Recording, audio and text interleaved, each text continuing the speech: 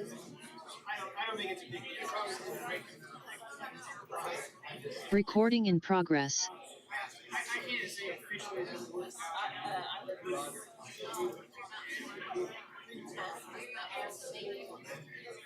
Yeah,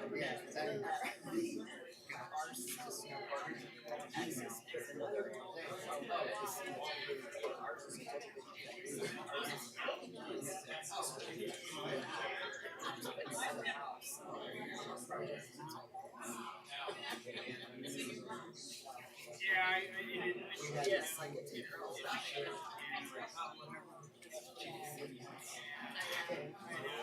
That's why I didn't want to. I didn't think Jay was getting into it.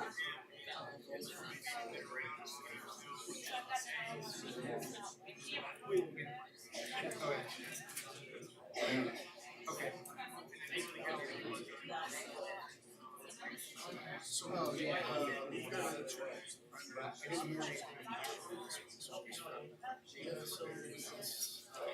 the tree burned off.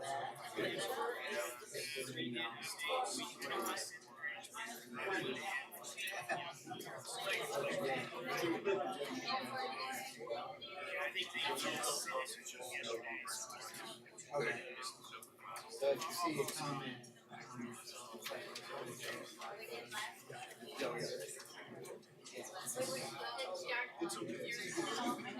Okay, thank you. Yep.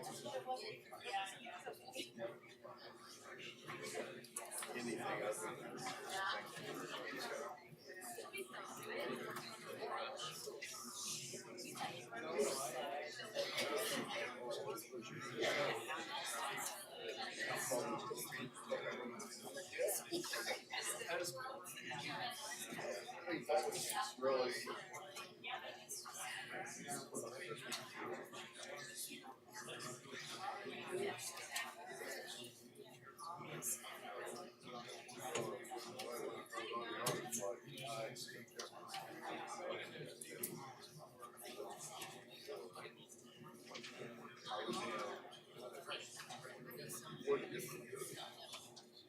I think that's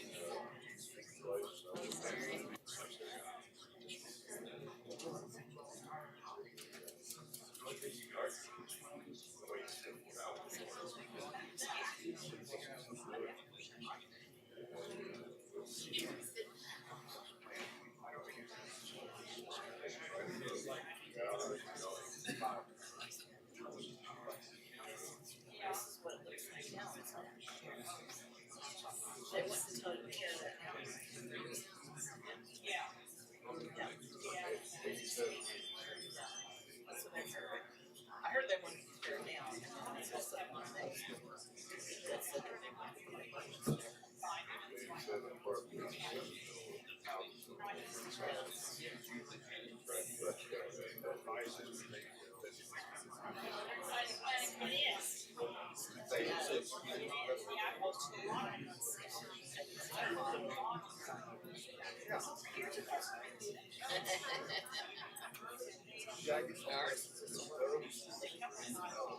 Yours is the bigger deal inside the city. Yes. Yeah. Fireworks.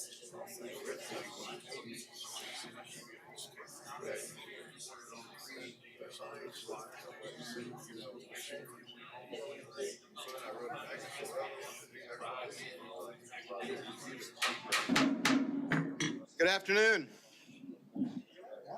Thank you.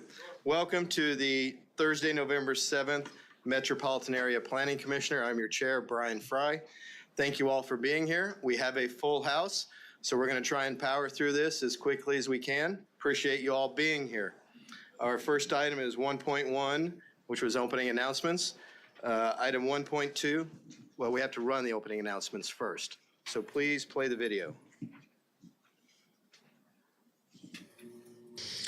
Before we begin the agenda, the Wichita-Sedgwick County Metropolitan Area Planning Commission and the Wichita-Sedgwick County Board of Zoning Appeals would like to take this opportunity to welcome everyone to this public hearing.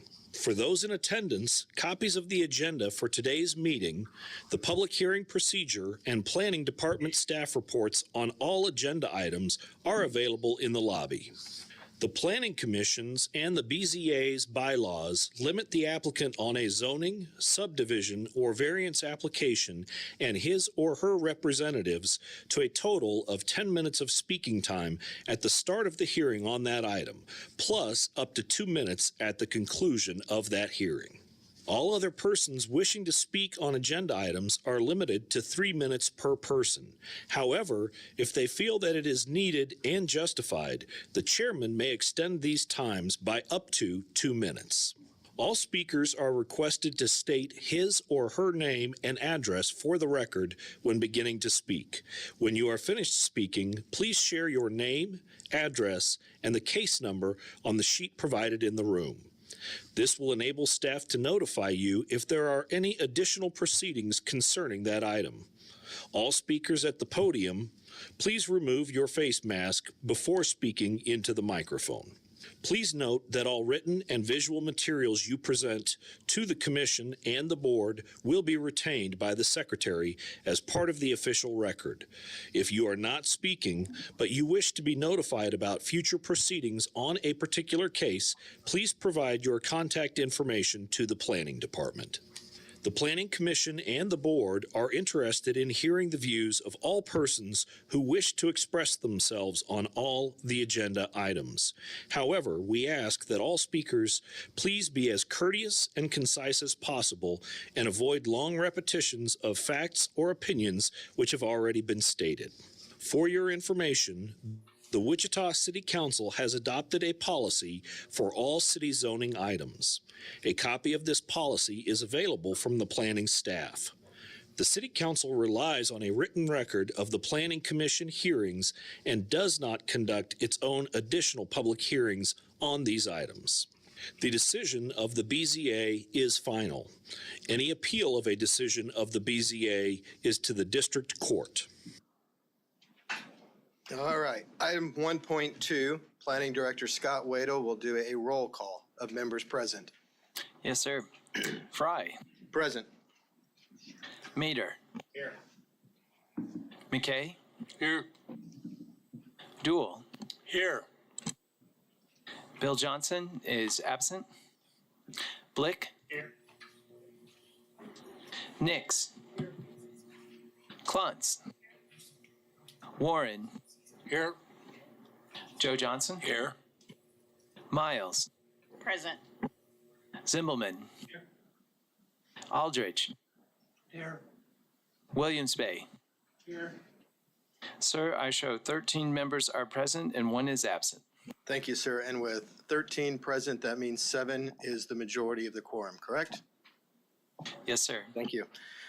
Next item, 1.3, approval of the prior MAPC meeting minutes. I show myself and Joe Johnson absent, and that was the October 10th, 2024 meeting. Motion to approve. Second. We have a motion to approve from Mr. Commissioner Blick and a second from Commissioner Williams Bay. All in favor say aye. Aye. All opposed, please say nay. Motion passes unanimously. One abstain, 2 abstain. Thank you.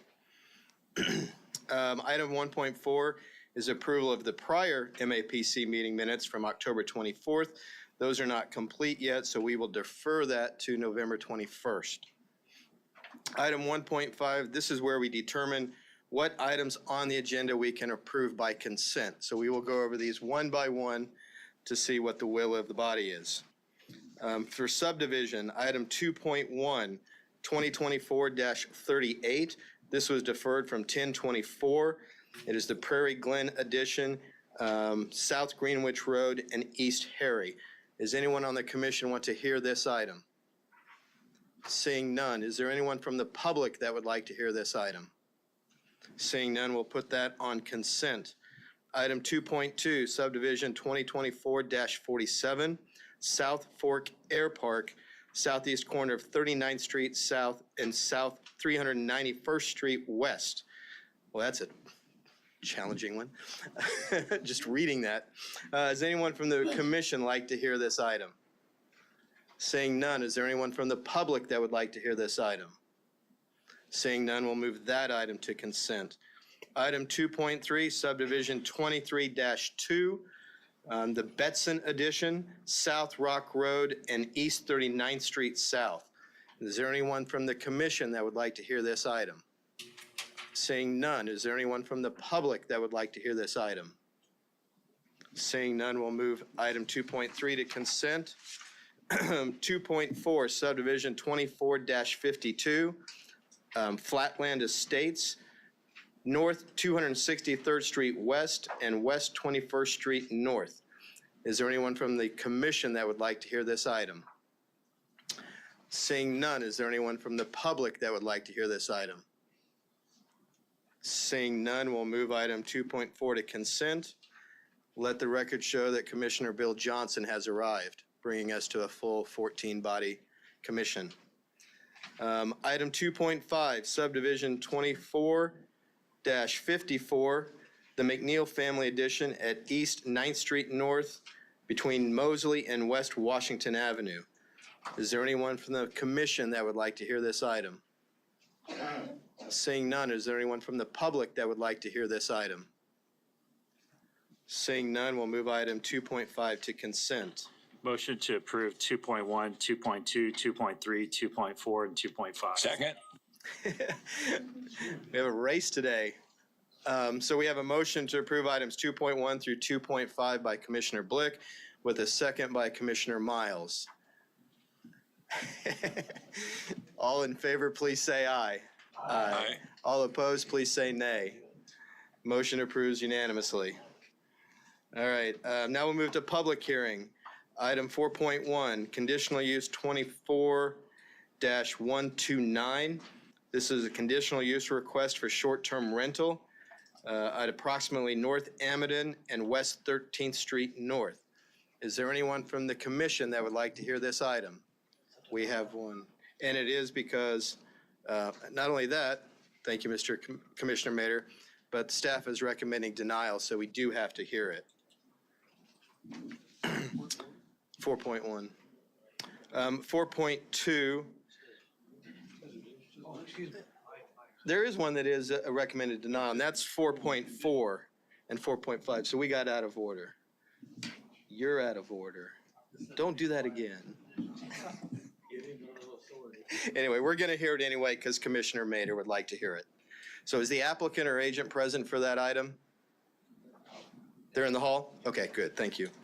4.2, conditional 2024-220. This is to allow an accessory apartment in rural residential south 183rd Street West and West Pawnee Avenue. Is there anyone from the commission that would like to hear this item?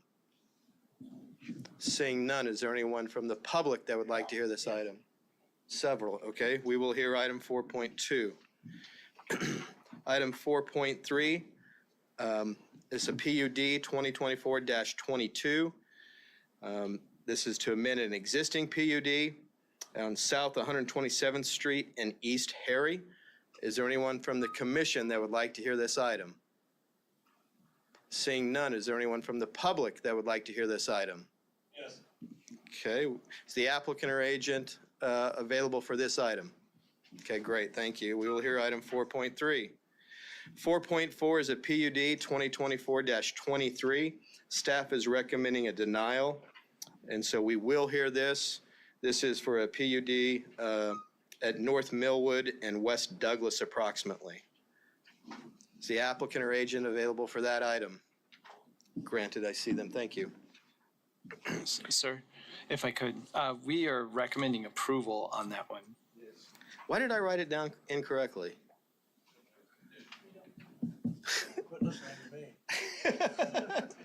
All right, so thank you. So with that, is there anyone from the commission that would like to hear this item? Seeing none, is there anyone from the public that would like to hear this item? Yes, please. Okay, so we will hear that. You know what I wrote down? I wrote down DAB 6 denied it, and that's my fault. Thank you. Item 4.5. This is a zone request 2024-44, deferred from October 10th. Zone change request for multifamily redevelopment, approximately West Maple and South Ridge Road. Is there anyone from the commission that would like to hear this item? Seeing none, is there anyone from the public that would like to hear this item? Yeah. I kind of figured. All right, we'll hear item 4.5.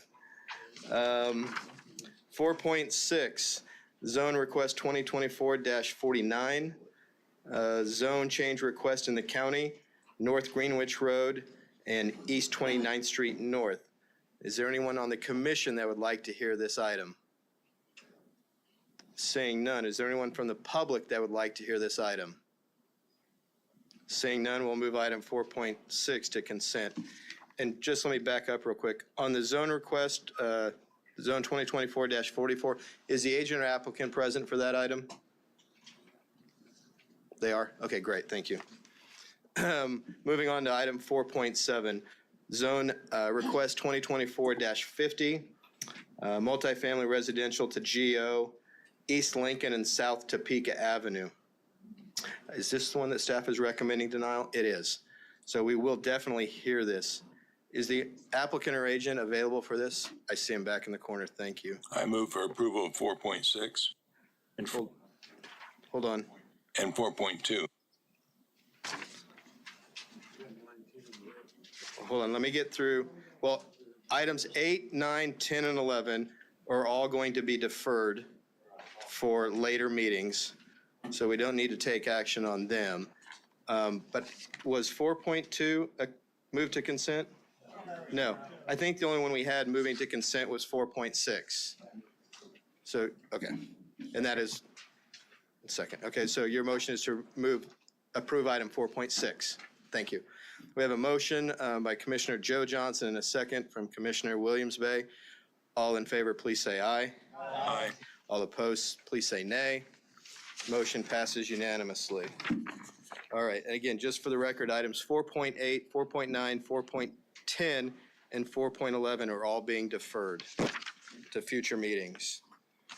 Okay, so our next item is we're going to recess this board so that we can now do the Board of Zoning Appeals agenda. And with that, the first item of business is the approval of the prior BZA meeting minutes from October 10th. Second. Commissioners Fry and Joe Johnson were absent. So we have a motion by Commissioner McKay and a second by Commissioner Miles to approve. All in favor, please say aye. Aye. All opposed, please say nay. All abstain? Abstain. Abstain. So we have 12 yays and 2 abstains. Motion passes. Item 2 is BZA 2024-61. This is deferred from October 10th. It's a variance request, North Tyler Road and West 21st Street North. Let the record state that I will be abstaining from this item. I will still conduct the meeting, but I will be avoiding any comment related to the actual agenda or the item itself. With that, is the applicant and agent here as well? They are, thank you. Brad, take it away, sir. Thank you, Chairperson and Commission. My name is Brad Etherly, planner for the MAPD. We are discussing case BZA 2024-61. In this case, the applicant is requesting a variance to reduce and modify the screening requirements of the UZC. This property is a 1.17 acre in size that is generally located 370 feet north of West 21st Street North and 700 feet east of North Tyler Road, located at 8558 West 21st Street North, and it is at suite number 100. It is currently developed as an entertainment establishment. I won't get into all of the details since this is our second go around for this case, but on October 10th, 2024, the BZA did review the case and voted to defer the case until November 7th today, so that the applicant could work with planning staff regarding the design of the proposed screening wall. After the BZA meeting, planning staff reached out to the applicant's agent, and we received no new information in time for the report to be completed. Just a refresher, the applicant is requesting a variance from the UZC, which requires screening of all non-residential uses along all side or rear lot lines abutting a residential zoning district. The applicant is requesting that screening in the form of a 6-foot decorative fence be placed at the location of a stage on the northeast corner of the property, and this would effectively only screen the stage from neighboring properties. If we can go to the site pics, we'll go through those. So this is looking north into the subject site. This is looking west away from the site. This is looking north away from the site to the golf course and the houses beyond. This is looking east away from the site. This is looking south into the parking lot and across the street, across West 21st Street. Next picture. So staff's recommendation does not change. We still feel that the 5 criteria do not meet the standards to request a variance. But should the board determine that all 5 conditions are necessary to grant the variance, staff does recommend the conditions of approval in the staff report. With that, I can stand for any questions. Thank you. I see Commissioner Aldrich. I'd like to get a clarification. You said in a report that the staff would reach out to the agent of the applicant but received no new information. Did you have any communication at all with the agent or applicant? Yes, I sent an email. I don't have the date of that email, but I did send an email and they responded that they would get something to me, and they did not in time for the report to be submitted. But we did talk afterwards, and they are here, so they will be able to answer some questions, I'm sure. Okay, thank you. Any other questions from the commission? Seeing none, thank you, Brad. We'll now ask for the applicant agent to present, and you have up to 10 minutes. Please introduce yourself with name and address. Thank you. Kim Edgington, PSC Consulting, LLC, 2532 North Cardinal Drive, Wichita, Kansas. Thank you for the opportunity to bring this back to you. I do want to address staff's comments. After I received the email from Brad, I did follow that up with an email and a phone call. The conversation that I had with Brad on the phone call was that staff would not entertain any change to their position regardless of what we submitted to them as far as designs for the fencing and for the screening, that regardless of what that might be, they maintain that they would not support it. So our thought process was that this would be a considerable expense to go through having designs drawn up, and we would not get any further along with staff than where we were before.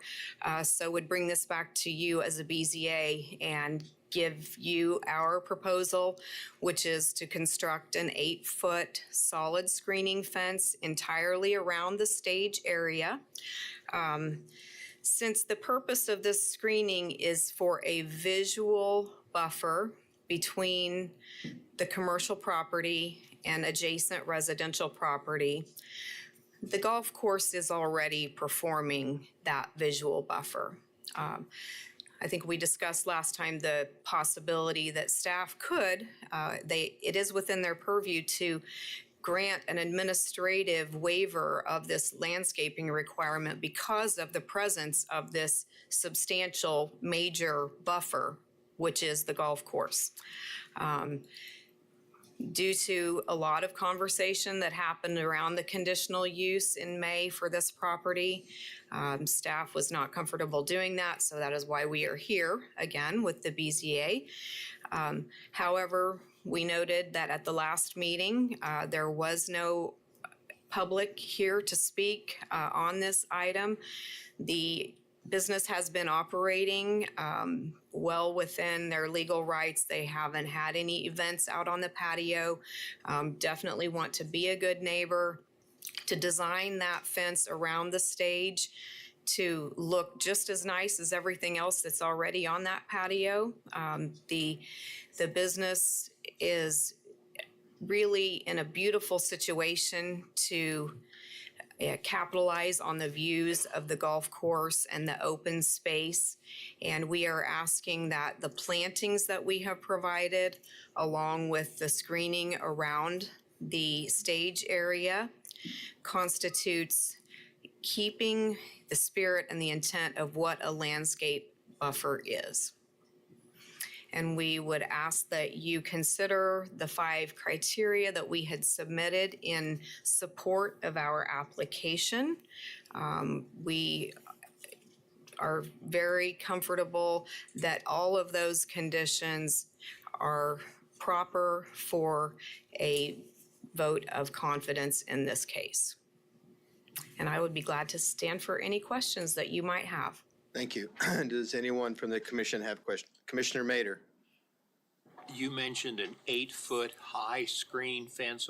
Did I hear that right? Yes, the zoning code requirement is for 6 feet.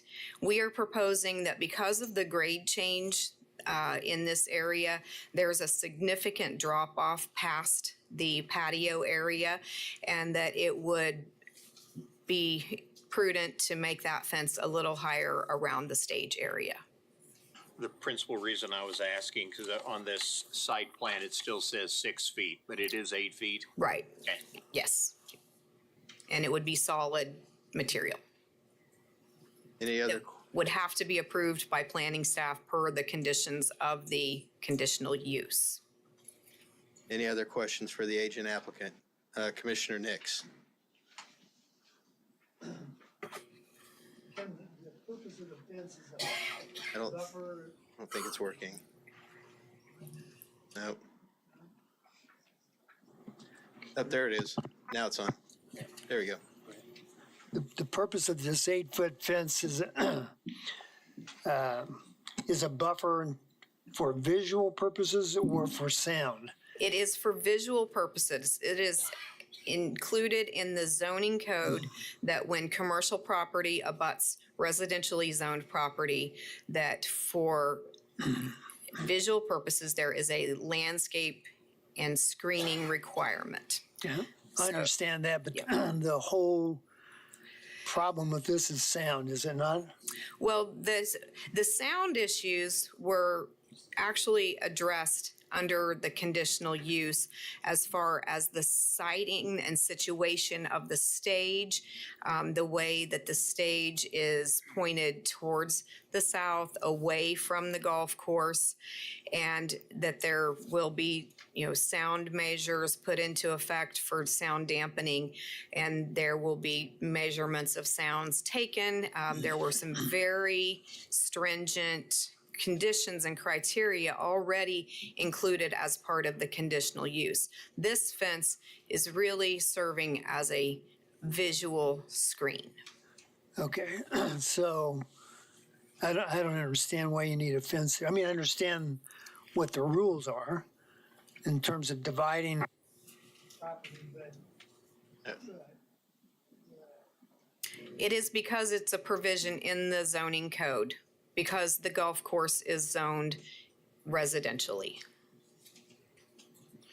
And we would also offer that, in the future, if the golf course ever were to be developed, if the golf course were to go away and this property is developed residentially, then we would commit to providing solid screening along the entire property line.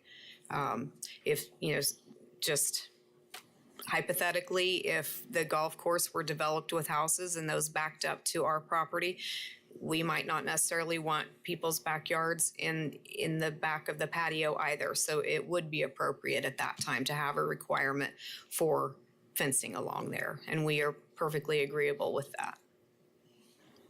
Okay, I don't want to beat this up, but I understand the code, which makes in this instance no sense to me.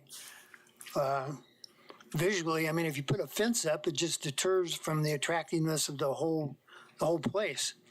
Being able to look out across the golf course, or I mean, I don't think anybody objects that lives in the homes on the other side of the golf course visually. I think the whole problem has been the sound created by the music. And if you say we've already gotten that addressed, I have no clue why we need a ugly 8-foot fence along the boundary. And those were the criteria that we lined out in our application, that by the golf course being here, that has provided the necessary buffering. Okay, any other questions from the commission? Seeing none, thank you. Thank Pam. you. Is there anyone from the public present that would like to speak on this item? Seeing none, we'll bring it back to the commission. What is the will of the board? Commissioner Warren. Yeah, I find that the applicant's response to the 5 criteria to be adequate, and I move to approve incorporating staff's recommendations. Second. We have a motion by Commissioner Warren and a second by Commissioner Dool. Any other comments or questions? Seeing none, I'll call for a vote. All in favor, please say aye. Aye. All opposed, please say nay. Nay. Was that 2 nays? Commissioner Warren's Williams Bay and Commissioner Mader? Is that correct? No, Commissioner Nix. So 2 nays, and then I abstain. So the motion passes 10, is that right? 11-2-1? No. Yes. Yeah. That's correct. All right, thank you. 11-2-1. All right, thank you. Next item, we were turned back to the Planning Commission agenda. And our first item is 4.1, which is conditional use 24-129. Brad, it's your show. Thank you, Chair and Commission. Again, Brad Etherly, planner for MAPD. For this case, we are discussing Con 2024-00129. This applicant is requesting a conditional use to permit a short-term rental, or STR, on property zone TF3, 2-family residential. The property is generally located on the northeast corner of North Perry Avenue and West Briggs Avenue at 1102 North Perry Avenue. And the site is currently in use as a short-term rental. An STR is defined in the city of Wichita as the use of a residential dwelling unit or structure to provide rooms for temporary lodging or lodging and meals for transient guests for a period of 28 days or less, for which compensation is paid to the owner or responsible party. The dwelling or structure may be owner or manager occupied. These include transient lodging offered through Airbnb, VRBO, and other online platforms. On September 12th of 2023, the Wichita City Council approved changes to the code to provide a zoning approval process for STRs in residential districts and a licensing program. The UZC allows property owners to apply for an administrative permit to allow an STR in the city as a use on the property. And the table that kind of explains how that's administered is in the staff report. Once an application is received by staff sends a letter out to the applicant and to the neighboring property owners that are given to us through a certified ownership list that explains the protest requirements. In order for an administrative permit for an STR to be approved, less than 51% of the neighboring property owners must not protest. If 51% or more of the neighboring property owners protest, the applicant has the choice to cease operating as an STR or bring the case before the MAPC as a conditional use to permit said STR. On August 7th, 2024, the applicant applied for an administrative permit for the subject site On August 12th, 2024, planning staff mailed out letters to the neighboring property owners explaining how to protest the STR should they so choose. Neighboring properties have 14 days from the date of the letter to respond. By the end of that 14-day period, 5 valid protests were received against the application from eligible properties, resulting in 71.42% of the eligible properties protesting. This number does exceed the 51% threshold to deny the administrative adjustment. On September 4th, 2024, planning staff mailed a letter to the applicant explaining the denial result of the administrative permit and what the next steps are for them to continue to use the property as an STR. On September 27th, the applicant submitted an application to request a conditional use to permit an STR on the subject site. If we can go to the zoning map. As you can see, the character of the neighborhood is residential in nature, with the property being surrounded on all sides by properties zoned TF3 and developed with single-family dwellings. On May 25th, 1886, the site was platted as part of the Riverside Addition, and there are no other zoning cases associated with the property. The site has access to North Perry Avenue and West Briggs Avenue, both of which are 2-lane local streets with sidewalks on both sides of both streets. Municipal water, sewer, and stormwater services do serve the site, and Wichita Transit does not serve the area within 1/4 of a mile. If we can go to the future growth map. The conditional use request is in conformance with the Community Investments Plan. The 2035 Wichita Future Growth concept map identifies the site as residential, and under land use compatibility and under the heading development pattern, guideline 2A states that it encourages infill development that maximizes public investment in existing and planned infrastructure and services. The requested zone change is also in conformance with the goals of the Wichita Places for People Plan. The plan recommends strategies to help guide the community in their actions to create walkable places within Wichita, and this request aligns with Strategy 5, which is to encourage infill and redevelopment that is contextual to the environment in which it is occurring. Based on the information available, MAPD staff does recommend approval of the request, subject to conditions listed in the staff report, and we can go through some site pics real quick.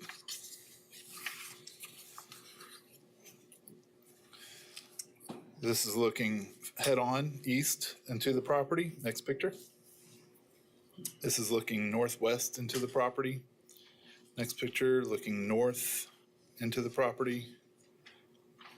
This is looking southeast into the property. This is looking north away from the property. This is looking east away from the property. This is looking south away from the property. And this is looking southwest away from the property. Last one, I think, looking west away from the property. And our recommendation is based off the golden rules. I would say that we did receive several comments through email, which you should have received yesterday in email form. I believe that there were a few that were opposed and several that were in favor of. Having said that, I can stand for any questions. Thank you, Brad. And real quick, this is our first case under this new process for short-term rentals, correct? Correct. So a little bit of growing pains for us probably as well as we go through this. So any question, Philip? Yeah, I want to clarify. Brad did a good job of explaining the process by which we got here. I want everybody to remember, or just to bring it to attention, if we talked about a protest and a protest percentage, that's all based on the administrative permit process. The administrative permit process is done, and that protest was just to get it to become a conditional use. From here on out, the standard protest petition process will go forward regarding the state statute of a 200-foot radius around, and any property owner opposed to the conditional use request for this short-term rental will have the opportunity to protest the application to determine whether or not it'll go to city council and whether or not it'll affect the vote of city council. So that protest essentially is not valid anymore just because we're to the conditional use process. It was here to get us to this point.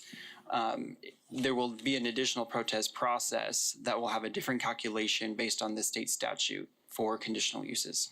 Appreciate that distinction. Again, as we go through this, it's a learning curve for all of us. So did I see a hand over here? Commissioner Mader. In reading the conditions, that speaks about a site plan. Is this just a generic sentence, or will there be a specific site plan submitted to be reviewed? Yeah, we do require site plans for all conditional uses. Many times they are generic, and I think if you see this one, it's pretty generic from the land use website. There's not much more that should or could be included in that. Okay, so there's no additional changes going to be requested? No, sir. Okay. Any other questions for staff? Seeing none, we'll ask the applicant agent to come forward. You'll have up to 10 minutes. Are you still here? There we are. Thank you. You'll have up to 10 minutes. Please give us your name and address. Everyone see that?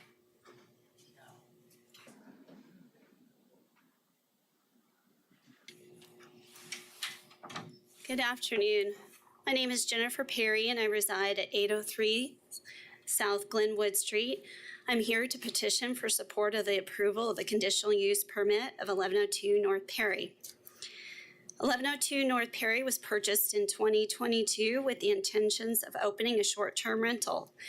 After purchase, we completed massive improvements to the property before launching it into the short-term rental market, including the construction of a new fence that would provide optimal privacy for the neighbors on the north and west sides of the property at a cost of $7,000. During these renovations, I had multiple conversations with neighbors discussing the plans for the property, at which time I shared my contact information with them in case they had any concerns moving forward. I have operated this short-term rental for over 2 years with not one complaint from neighbors. In fact, I was unaware of any disgruntled neighbors until I began the permit process in September of this year.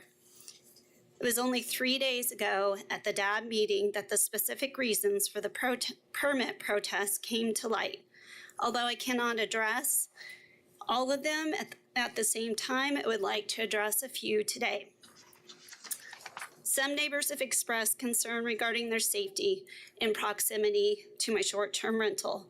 I want to assure the board that I've hosted over 150 groups of guests, all with positive experiences and not one complaint from a neighbor regarding a short-term rental guest. This peaceful coexistence between neighbors and guests are largely due to our multi-level screening process we follow, which includes background checks by our hosting platform and various qualifications that a guest must hold for their reservation to be accepted. These requirements will result in a certain number of reservations being denied. While this does affect our bottom line, we take the safety of those around us very seriously. Some neighbors have raised concerns about how guests will respect the privacy of others. I want to assure the board that since the beginning of our short-term rental, we have required guests to acknowledge the rules regarding the respect for others. These address noise levels, parking, and I'd like to add a side note that we offer 4 parking spots off-site, or not off-site, but in the driveway on the property itself, and up to 5 curbside to the property for a total of 9. We also address occupancy limits and pets. If these sound familiar, they should. They're exact same rules that the City of Wichita's Good Neighbor Policy for short-term rentals that was drafted in 2024 of this year. Some have said that they're concerned that short-term rentals do not contribute to the fabric of the local community. I want to assure you and the Riverside community that we're doing everything we can to give back to the community, including remitting occupancy and property taxes for community improvements. We donate unopened food supplies to the local food boxes, and we give preferential treatment to local restaurants and entertainment venues in our local guidebooks we provide to guests. We also employ a number of local Wichitans that provide services to the property. But without a doubt, the greatest impact our short-term rental has on the community at large is the dollars that we generate to stay in this community. Research shows that a whopping 97% of tourism dollars spent at short-term rental stays in the local community will be invested and reinvested multiple times over. This is opposed to the meager 14 to 34% of dollars that remain in the community if the dollars are spent on local hotel chains. By encouraging short-term rentals in our neighborhoods, we are retaining a significantly higher amount of revenue in our local economies. Perhaps the most puzzling aspect about these protests is that the same neighbors who have raised these concerns also admit to staying at short-term rentals when traveling abroad. Is it not a double standard to prefer a short-term rental for your own travels, yet complain about the existence of one in your own neighborhood? In closing, I believe that I have one of the best-run short-term rentals in the city of Wichita that operates with respect to neighbors, that contributes to the fabric of the Riverside community, and provides for a unique traveling experience that those who travel to Wichita are looking for. We ask you to approve the conditional use permit for 1102 North Perry. Is there any questions? No. Let me check. Thank you for your presentation. Anyone from the commission have any questions for the applicant? Seeing none, stand by, and we'll see what's next, okay? Is there anyone from the public that would like to address the commission? This is your opportunity to speak. If you're raising your hand, I need you to come to the podium. I can't even tell where the voice is coming from. I'm way over here on your left. So if you want to speak to this item, we need you to come to the podium.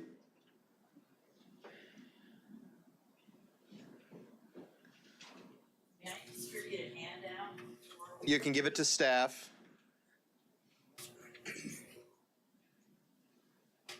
This is not an ill-disguised attempt to. You need to go to the podium. Need to go to the podium, please. Give us your name and address, and you will have up to 3 minutes to speak. My name is Margaret Matthewson, Meg, and I am here with my husband, Dwayne Nordick. We are not here just as owners of 2 homes on 1300 block of Perry Street. We are here because we have lived in the Riverside neighborhood for nearly 40 years now and have been actively involved in the Riverside Citizens Association. I far more than Dwayne, but well over 30 years at this point. By the way, this is nearly a 75-year-old organization. That's to tell you that Riverside has an ethos. And while I hear this speaker for the first time, by the way, I can say 2 things very quickly. One, she does not live in the Riverside neighborhood. I don't know how much time she has spent getting to know us. She's never made a presentation to our organization. And while she presents a lovely picture of what she's done with 1102, I can tell you that she's one person who has come to our neighborhood to establish a short-term rental. Indeed, I'm here listening to her and yet thinking of the tearful conversation I had with a woman just a few blocks over who found out well after the fact that she had a B&B next to her, notwithstanding enormous renovation that went into that particular corner house. She found out that that was being prepared for B&B. And it has been in service, very much like yours has, even though it wasn't appropriately licensed, or how shall I say, currently appropriately licensed to operate. The real stress came from the fact that not only did it regrettably turn into a bit of a party house, but she then found out that the neighbor to the other side of her thought this was such a smashing success that they too are now applying to have a short-term rental there. I think every one of you would know better than anybody else in this city what happens when a neighborhood becomes dominated by rentals. People don't keep them up. People come and go. You see the idea of community slipping away. I can tell you that within the past 10 years, we have not only heard as sort of an aside about what we call the densification process, that's the people and places theory, of having more people live in Riverside than the current homes would hold for carrying capacity. We have also had Ms. Mathewson, that signal, That's the your end? time is up. I can grant you up to a little bit more time if you want to finish your thought, but no more than a minute. I'm going to go very quickly then. Okay. We have seen substantial inroads after the fact of the commercialization of the Riverside neighborhood. So I'm here today so that I can go back to people who knew nothing about this hearing and did not know about your effort at 1102 and say, this is what the Planning Commission's plan is for Riverside. I would like to know, are we about to become the next commercial neighborhood, notwithstanding the establishment of a fairly significant residential neighborhood to the immediate west of us, north of Sim Park? That's what we'd like to know. Sure. Okay, thank you. Mr. Chair. Ma'am, hold on. I think we have a couple of questions from the commission for you. Commissioner Johnson. Did you state that you own 2 homes? Yes, And are those rentals? yes. Oh, I will tell you, however, before you smirk, one is to my, I'm not saying you, sir, particularly, but I heard the laughter. One is to my daughter. I think that's a bit of a different rental. And I can give you an explanation as to why I put her there. She's never cleaned up her room once in her entire 35-year-old life. So it was easier to have her buy a house, or rather us buy a house, and she and her significant other live there. The second is for my ex-legal partner, and she lives there. So it's a very personal thing. But you know what? I wouldn't sell them right now because every day I get pitched for people wanting to come in and meet you all back up here to make it commercial. All right, next question, Commissioner Blick, and then I'll come to you, Leon. I have a question for you. As your association, do you get legal notification from MAPC over the meetings and what's coming up and everything from your organization? No, we don't. I got this notice probably because I was the Ma'am, could you use the microphone, please? Well, I like to see the person with. I know, but this is also being All right, recorded. sir, I'm sorry. Okay. I got this notice. I did not get a notice. I wouldn't think I would have been entitled to a notice because of her development at 1102. But I got this notice probably because I was a former and more vocal representative of RCA. And that's how I knew to come here today. Okay, the reason why I ask is I'm president of a neighborhood association. For every item that's in our area, we usually get legal notification. So you might want to check to see if you're registered as a neighborhood association with the city, because they should be sending it out to you. May I ask you a question? Who is the person I could talk with about how to appropriately work with the organization in front of me? We'll make sure you get that information before you leave. Thank you. Okay. Commissioner Mader. Ma'am, did you give us your address at the beginning? We need that for the record. It's 1131 West River Boulevard. Mr. Mader used to live on that address. He knows it. All right. I Thank know you. where your house is. I don't know the number. Okay. Any other questions from the commission? Seeing none, thank you, ma'am. Okay. Any other public speakers on this item? Now's your opportunity. Yes, for those of you in the hallway, please don't be shy. Yeah. Feel free to come in. We've got a and lot on be this ready to agenda, go. so we need you to make sure you step forward when called. Okay. Name and address, please. Glynis Meyer, and I live at 1057 North Perry Avenue.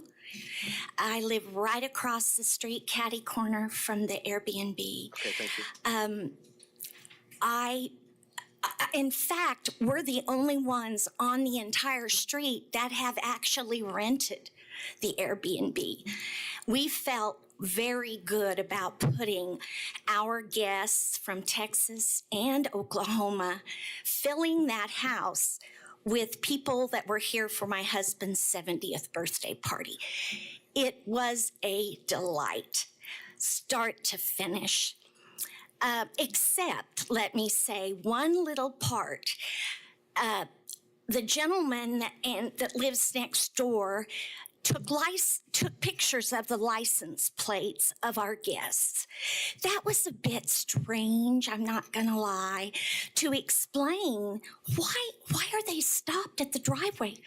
Oh, he's taking pictures of our license plates.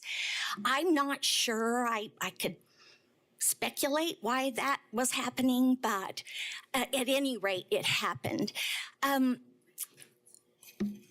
We are, every year, without fail, Jennifer, the Airbnb owner, brings us a Christmas gift in appreciation for what good neighbors we are.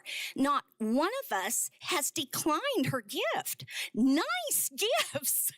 And not one of us has said, oh no, we don't support you. Do not leave a gift. In Riverside, and we love Riverside, 8.5 years there. There's a lot of problems in Riverside. Vandalism, lawns not mowed, vehicles completely burned to the ground since we've lived there, soiled mattresses propped up against the tree for days, moving out of rentals, graffiti painted on street signs. I had a homeless woman swearing at me and threw the empty bottle of water I had given her. And she came onto my driveway and threw the bottle in my face when I asked her not to dispose of it in my neighbor's yard. That's a problem. A man drove into the yard across the street from us and fled. He drove into the yard, barely missed the home. That's a problem. The Airbnb is not a problem. None whatsoever. It is a delight. What could be accomplished in Riverside if we all put our effort and energy into what I've spoken about instead of something that... Ms. Meyer, your time is up. Okay. So if you can wrap up with the final sentence, that'd be great. If not, the alternative, I believe, is to move. If I can't tolerate what I see on a daily basis, not at the Airbnb, then my choice is to move. And I believe all of us have that same choice and maybe should consider it. Thank you. Next speaker, please. Next speaker, please. Again, let's keep it moving. Okay, my name is Molly Thompson, and I live at 1103 North Perry, which is directly across the street from the Airbnb, and mine will be pretty short. I was at the last meeting, and one of the things I hope, as we discussed adjacent to this particular issue, was how should we have Airbnbs in Wichita and should we not, and those kinds of things. And I come from a field where we use the term, it's not healthy to be all or nothing. So I'm really hoping that when this is all said and done, it won't eliminate all the Airbnbs in Wichita. But as far as my experience with living across the street from the Airbnb, I sit on my porch a lot. I'm 83 years old. I have pretty good eyes and hearing, so I kind of know what's going on in the neighborhood. And there has not been one thing in that neighborhood, whether someone's at the Airbnb and staying there or they're not, that really concerns me for my safety. And, you know, I know a lot of friends that are my age that say they can't go out of doors in their neighborhood because they're afraid. for what's happening. And, there's nothing like that in our neighborhood. And none of it has come from the Airbnb, from my experience. I'm kind of a person that really wants to include everyone and be very embracive. And I just feel like some of that is really taking a negative effect on our neighborhood right now, just this issue. So I'm really hoping we can resolve it, but the Airbnb is nothing but a delight to me. And like I sit across the street from it every day and look straight at that building. And it's not negative, and it's not a scary place to be or to observe. So hoping we can resolve this issue. Thank you, Ms. Thompson. Next speaker.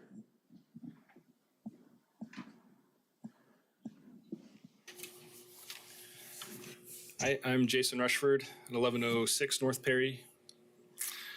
I own the home next door to the Airbnb house, and I submitted a letter to you all describing my family's personal experience living next door to the short-term rental for 2 years.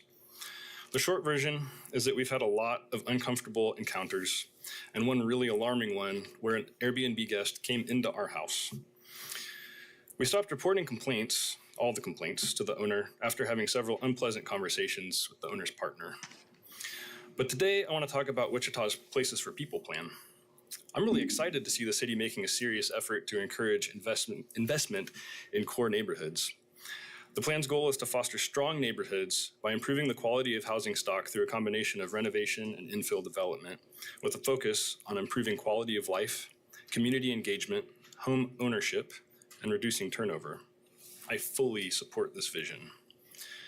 When I look at the house at 1102 Perry, I see a house that belonged to an elderly couple with health problems that was in pretty rough shape. Kelly Watkins came in and did a full renovation and turned it into a big, beautiful house. That is exactly what the Places for People plan is trying to achieve.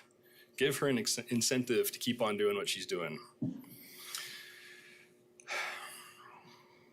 But instead of a family moving in and contributing to our strong neighborhood, Jennifer bought the house and converted it to a short-term rental.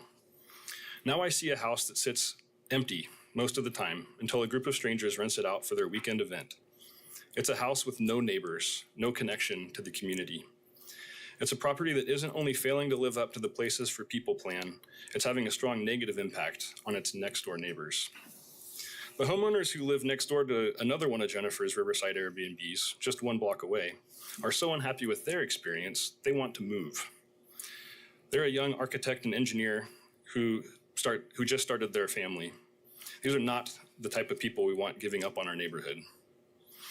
If the next door neighbors would rather move than live next to a short-term rental, then how can we say these are building strong neighborhoods that improve quality of life and community engagement and home ownership? I hope that you guys recommend to deny the permit. Thank you. Any questions for the speaker? Mr. Williams Bay. Yes, have you had any discussions with the owner about your concerns or issues? We used to have discussions about concerns, but like I said, we've had some very unpleasant conversations with the owner's partner. I feel like the line of communication is not very open. All right, thank you. Thank you. Appreciate it, sir. Thank you. Thank you. Next speaker. Next speaker.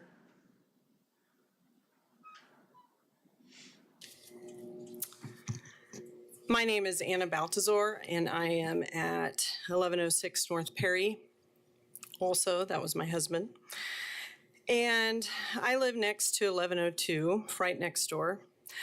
And I probably don't need to go into great detail as to why I do not like living next to a hotel. Hotels are typically situated away from residential areas for a good reason. No one likes living next to one, including Jennifer. I checked for listings in her neighborhood. There is not a single short-term rental in her area. And when I checked my neighborhood, 12 listings showed up, and that may not be all of them that are there. That's just what showed up. Those are 12 homes that could have actual people living in them. Because our neighborhood does not have the protections of an HOA, We have become prey to investors that want to benefit financially from the spirit of our community. The Economic Policy Institute compiled research data on STRs and found that Airbnbs drive up home costs, which may sound like a good thing to homeowners initially, but it makes it difficult for first-time home buyers and new families to buy homes in those neighborhoods. This leads to more investors buying properties and fewer homeowners actually living in our neighborhood. What's the result of this? It's a decrease in human engagement, in community engagement and human engagement, and a shift in the character of the community. This goes strongly against the Wichita's Places for People's plan. Is an absentee investor going to water my flowers when I go out of town? Or help me find my neighbor's lost dog? More importantly, are they going to send their children to our neighborhood school? Do investors volunteer to deliver our neighborhood booster, attend our chili feed, or the 4th of July children's parade? These are just a few of the many things that make our community so special. And one of the reasons that I have stayed in Wichita for so long and chose to begin a family here is because of the Riverside community. Where else can you feel like you live in a small town inside of a larger one, where you see neighbors hashing out their problems on the sidewalk and sharing produce from their gardens? Jennifer instructs the occupants of her STR to... Ms. Baltazar, you have exceeded your time. Okay. You have less, I can give you up to 1 minute if you can wrap it up. I don't even need that much. Okay, thank you. To take a step back in time in Bluebird Bungalow and sit a spell on the porch as you imagine a time gone by. I imagine a time before this home became a short-term rental. A time when the house next door was what it was zoned to be, a single family home with real people living there. Our neighborhood needs neighbors, not Airbnbs. We need homes, not hotels. Thank you. Any questions for the speaker? Seeing none, thank you. Next speaker.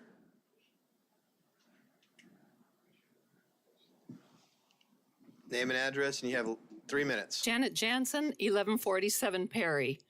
I've lived there for 44 years with my husband, and we oppose future use of this property as a hotel. Absentee owner Airbnbs are burgeoning in Riverside, and there needs to be some type of limit on them. And that is the reason for my request, not anything to do with Jennifer or her company. This is a new issue to Wichita and around the country, but other cities have already legislated limits. Further study needs to be done, along with consideration of what it means for Wichita's future as a desirable place to raise a family. I'm not opposed to owner-occupied Airbnbs as long as the owner lives there for half a year. I'm not opposed to rentals. Most of the long-term rentals I know of in Riverside have had tenants for 10 years or more. But absentee owner Airbnbs are freestanding full-time businesses.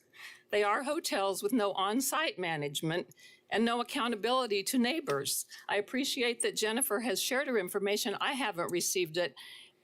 Somehow there's this misperception that Airbnbs only affect a 200-foot radius around them. That's so not true. It affects the entire neighborhood. Are all Airbnbs required to do background checks? I don't know.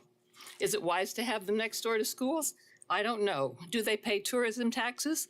I don't know. Jennifer pays through the Airbnb app, but there's many other ways to rent an Airbnb, and even the Airbnb website says we do collect and pay taxes in some jurisdictions, but hosts may need to manually collect and remit taxes in other jurisdictions.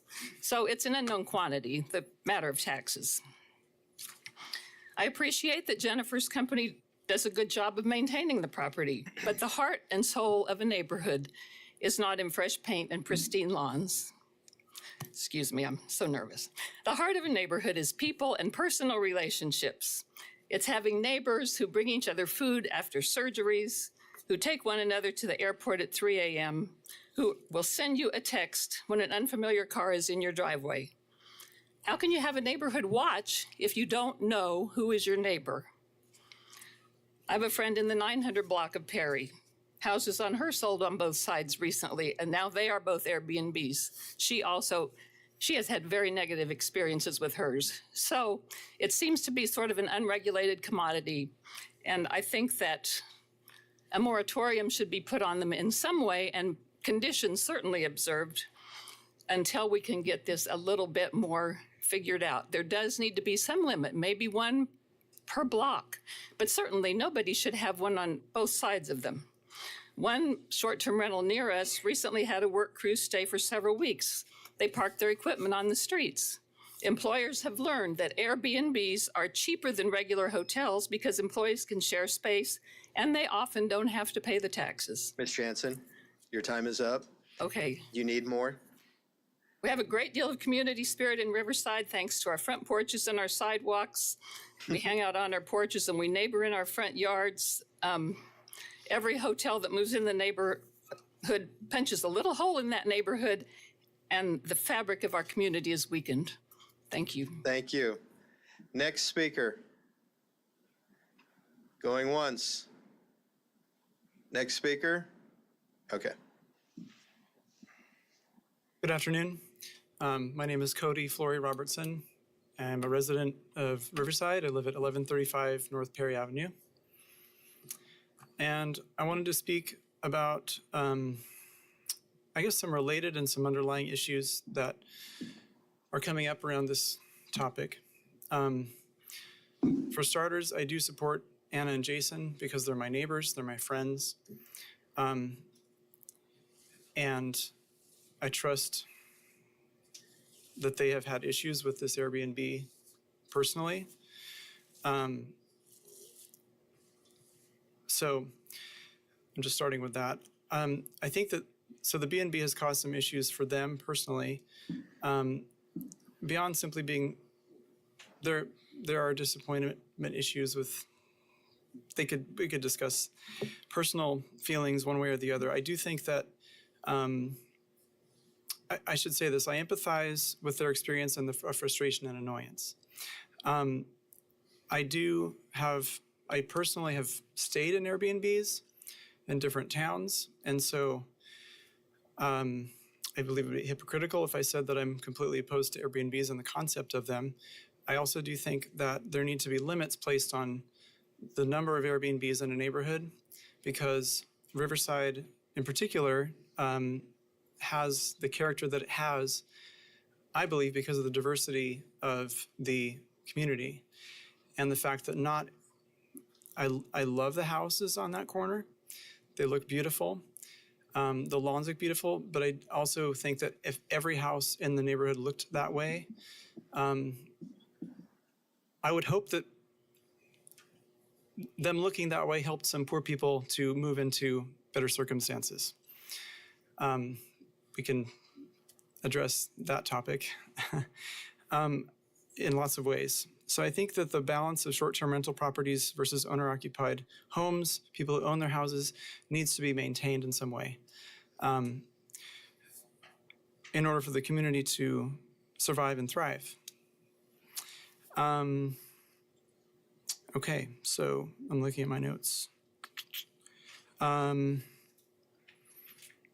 think some of the issue comes up when some of the hard feelings, I think, are coming up because someone from outside of the neighborhood is coming into the neighborhood, making profit on a home, and the temporary occupants of that, building, but they don't have a personal investment in the neighborhood beyond the monetary reward that they get from the business. So owner-occupied Airbnbs, there's going to be more investment. Is that my time? Yep, that's your time. Okay. Wrap up with a sentence. We do have a question, so yes. Wrap up with your final sentence and then we'll have a question for you. I think I could probably end there, actually. Okay, thank you. Sir, I'm a little confused. Do you support the conditional use or do you oppose it? If conditional I would support the conditional use if it means that there are no more Airbnbs on our block, and if there is a condition placed on Airbnbs, the number of them in the neighborhood. Does that make sense? Thank you. Thanks. Next speaker. Next speaker. And give us your name and address for the record, and try to add something new to the conversation if you have something different than what we've already heard. I will do that. Thank you. My name is Virginia Wacker. I live at 1102 or 1056 North Perry, just across from 1102. Jackson. Your your last name? Wacker. Wagner. Thank you. I will start out by saying I feel like our neighborhood and our way of life has been put up for sale to the highest bidder, and I don't like that. I also feel uncomfortable with the strangers coming and going on a weekly basis, a new bunch, and I don't have 100% faith in the vetting process. So that being said, I will say that Jennifer was not honest with saying there were no complaints, because I myself have complained twice to her. So there's that. The people that used to live in that house, and the other night I thought it was shameful that they talked about that house being so nasty and horrible and ugly. And this is an aside, but those people, that was a tragic situation where both of them developed dementia. But they made them sound, it was disrespectful. And I just wanted to make that clear to people here tonight. So, other than that, that's all I've got. I hope I gave you something new. Thank you. We have a question for you. Okay. Commissioner Johnson. What were the nature of your complaints? Okay, the first one was nature of your complaint. Parking, minor aggravation, but I still told Jennifer that they were parking all up and down my side of the street. No big deal, but I did complain. That's my point. And she swears that no one has ever complained. The second time was a pest control truck parked on the other side of the street with a pile of white crystals underneath. She was called, we complained. She told us it was kitty litter, and I had a little bit of a problem with that, but twice we contacted her. You're welcome. Thank you. Any other questions for the speaker? Seeing none, thank you, Ms. Wager. Next speaker. Going once? Planning on speaking. I'm Rocky Meyer. I live catty corner. My wife spoke earlier, 1057 North Perry. I hear a lot of complaints about some of this stuff, but couldn't that all happen in a regular family living there?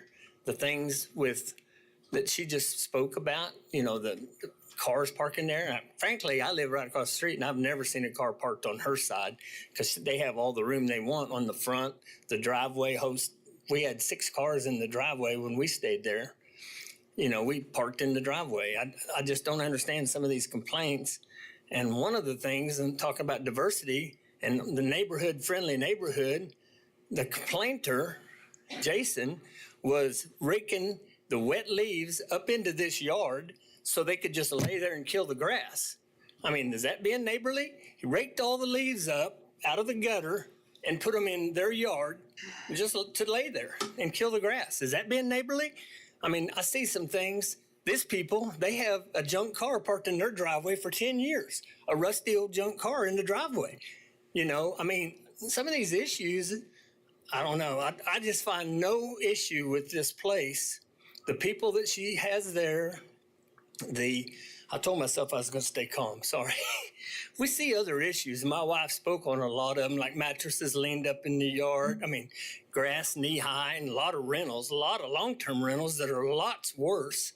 That maybe this commission, I don't know how you address that, because our neighborhood's full of long-term rentals that don't take care of their place. Junk's everywhere. Grass is knee high. I mean, I don't know what the answer is to all this, but I know this is not a problem in our neighborhood.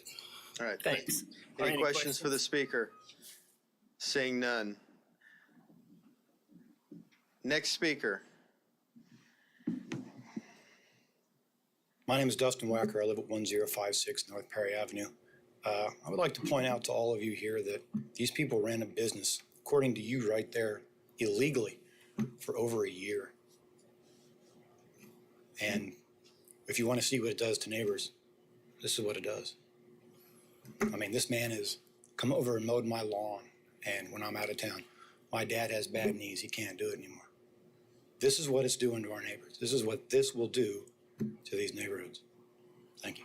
Thank you. Any questions for the speaker? Seeing none, thank you. Next speaker. Last call.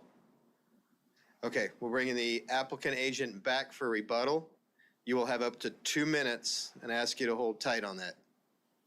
Thank you. Okay, yes, so to address Virginia spoke about the 2 complaints that she purports that she brought to me. Those were the same complaint all in one. That was not regarding guests staying at the house. It was somebody that had pulled up that was meeting that group. It was not someone staying at the Airbnb.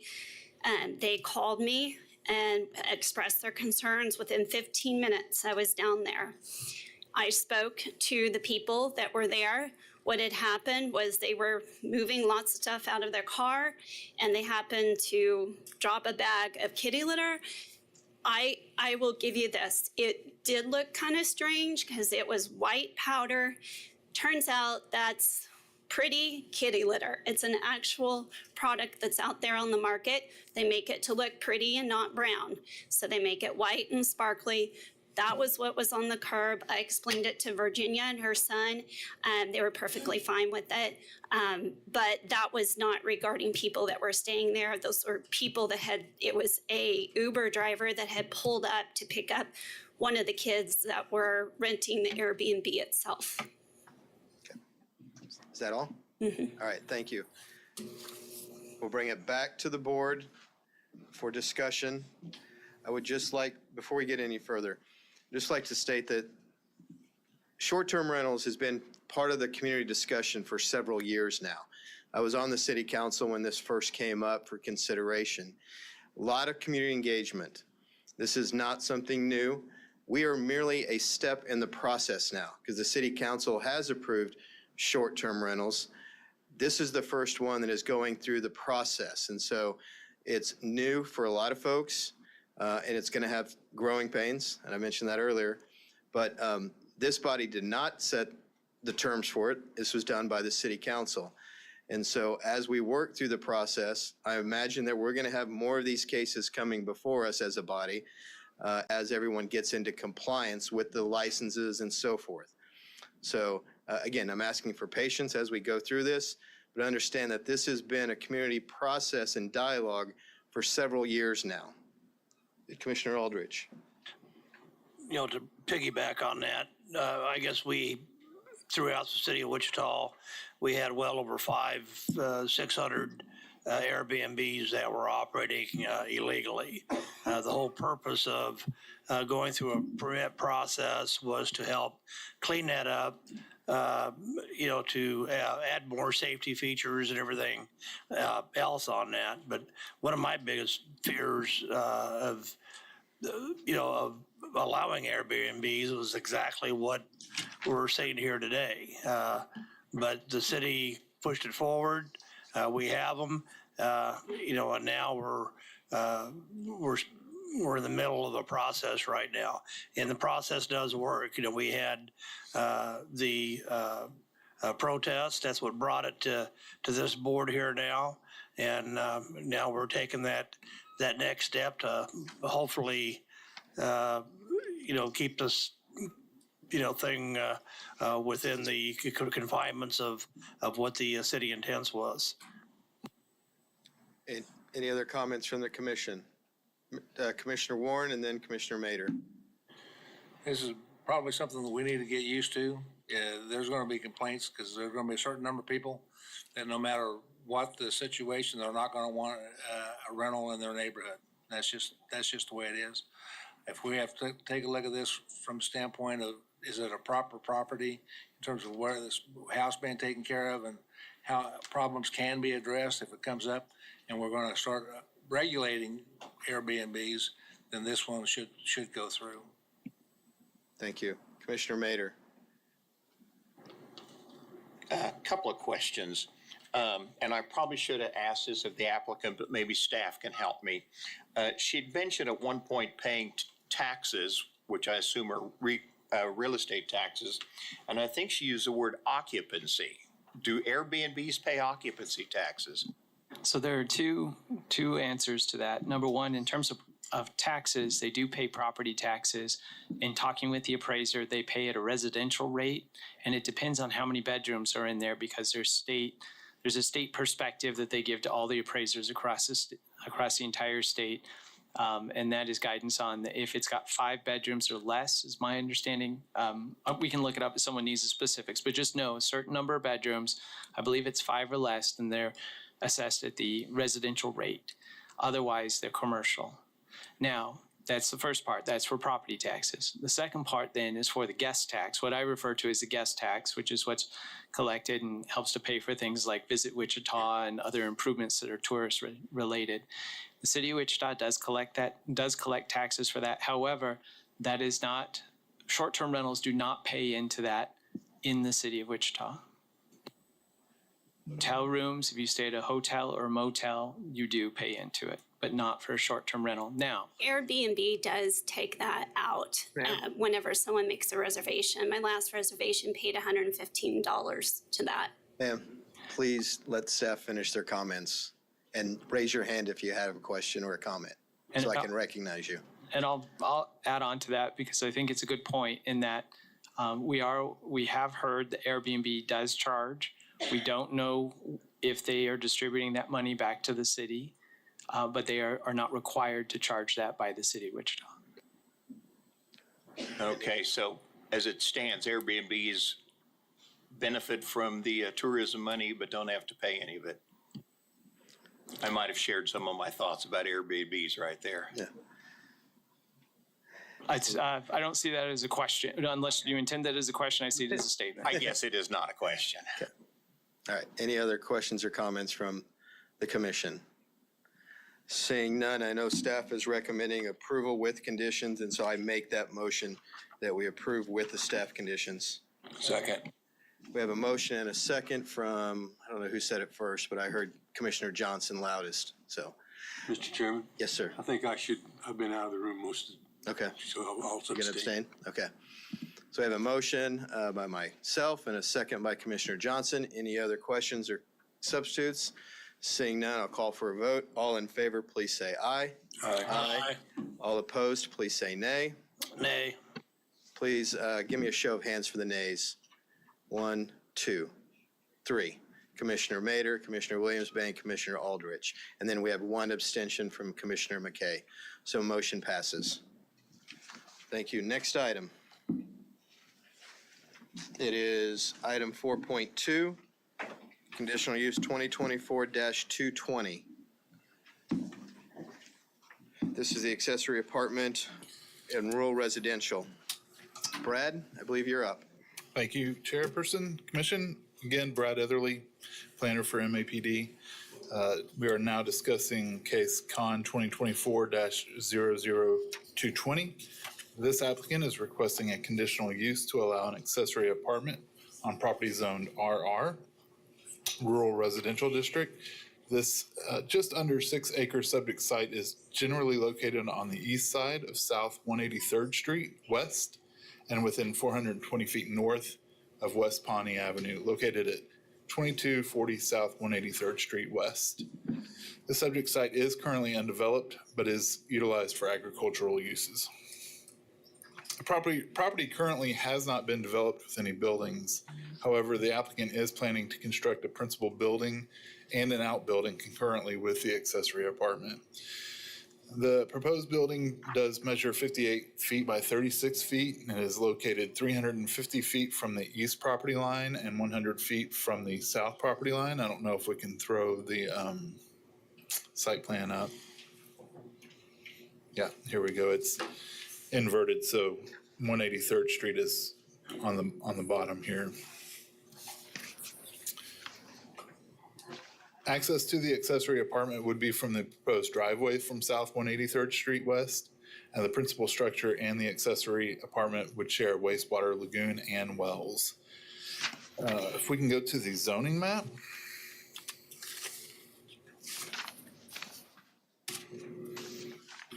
The character of the area is rural and low-density residential. The property is within the city of Goddard's urban area of influence. Properties to the north, south, east, and west are zoned RR, rural residential, in unincorporated Sedgwick County. Property to the north is developed with a single-family dwelling. Properties to the east and south are under common ownership and are developed with a single-family dwelling and agricultural uses. And property to the west across South 183rd Street West is developed with a single-family dwelling and agricultural uses. On March 22nd, 2006, the subject site was platted as part of the Marie's Meadow North addition, and there are no other zoning cases associated with this property. The requested conditional use is in conformance with the Community Investments Plan. The 2035 Future Growth Concept Map, as we just went to, identifies the area in which the site is located to be appropriate for small city urban growth area. With the subject site being in the Goddard urban growth area, staff reviewed the Goddard 2015 comprehensive plan to identify the proposed future land use of the subject site, and the attached 2015 future land use map from the city of Goddard identifies the site as appropriate for future residential. Staff believes that the proposed accessory apartment conforms to the planned future use for the subject site. And this also does go before the Goddard Planning Commission on November 13th. So if we can go to the site pics. This is looking east into the property. You can see it's undeveloped. Next picture. This is looking north away from the property. Next picture. This is looking south away from the property, and then looking west away from the property. So based on the information available prior to the public hearings, planning staff does recommend that the accessory apartment be approved, subject to the conditions listed in the staff report. And these are based off of the golden rules, and we have not received any public comment to this point. And with that, I can stand for any questions. All right, thank you, Brad. Any questions from the commission? Seeing none, the applicant agent present. Okay, this is your opportunity to come forward. You will have up to 10 minutes. If you don't want to take all 10, that's great. Okay, I probably won't. Just give us your name and address for the record. My name is Dale A. Miller Jr. Address is 2351 South 183rd Street West, Goddard, Kansas. And my main concern is the drainage. So I'm sorry, are you the owner of this property? Yes. You're the applicant? No. So this is for the applicant. I'm sorry. Okay. I misunderstood you. Yeah, that's fine. I guess I'll no be one else next. stepped forward, so I assume that you were the applicant. I live right across the street. Okay.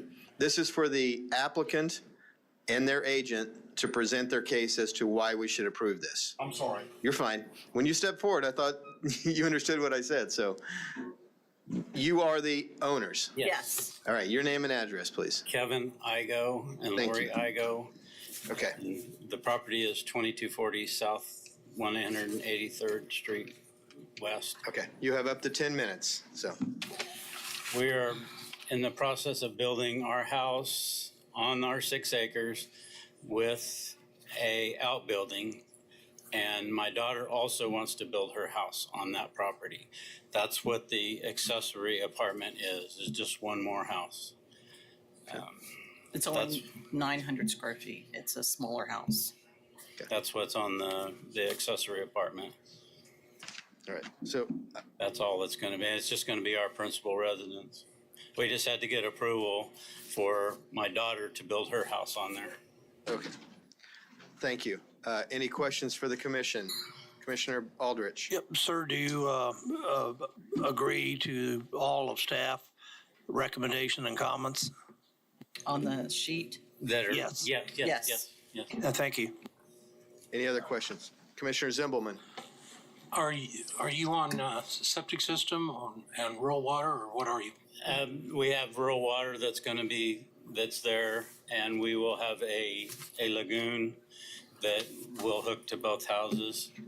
And you've cleared that with? Yes. Yes. Yes. We have one wastewater permit. That's why we had to go with a lagoon, so it would be big enough for two houses. It's just my daughter and us, so it'd just be her and I. Any other questions for the applicant? Seeing none, stand by. Thank you. All right, now we'll bring it to the public for comments.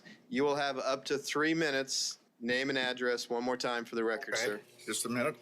My name is Dale A. Miller Jr. Address is 2351 South, 183rd Street West, Goddard, Kansas. And I have the property across the road to the west. It's a half-mile square or 160 acres. We're into production agriculture. We're farming, have a cow-calf operation. I want to go back and tell you how some other projects have negatively affected our property. The city of Goddard ran water down Industrial Park. It has quite a slope to it. It required the family to build or hire 1,900-foot waterway. We paid all of it. The city of Goddard paid zero. That's one example. The other example is Walmart. Whenever it rains, it comes full bore across our property. And I want to know how this is drained. And if it negatively affects us, we can't take any more water. That's the bottom line. Mr. Miller, can you point using the cursor on that screen where your property is? I can point to it. Either Yeah, but we're broadcasting it, so. Let me get oriented here. Okay, it's all of this,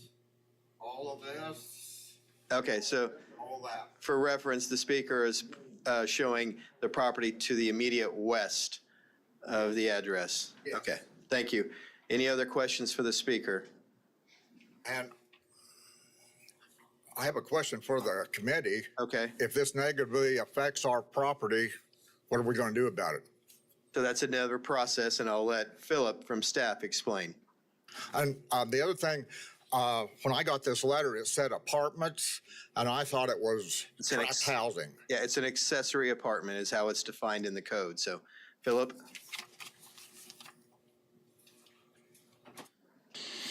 So just a couple of things. The property is already platted, and during the subdivision process, a drainage plan has to be approved by the county engineering. So they survey, they figure out where it drains, and if as they go through the building and construction department with building permits, they have to make sure they have their site graded appropriately so that it drains properly per the drainage plan. Especially with the property being across the street, any surface drainage off of this site is not likely to go to the west. There's likely ditches in 183rd Street. Either way, any rooftop, any impervious surface, and any stormwater produced by this site has to conform to the drainage plan that is on file. And so they have to grade or handle their stormwater appropriately. And that's even with the accessory apartment if it was allowed on it.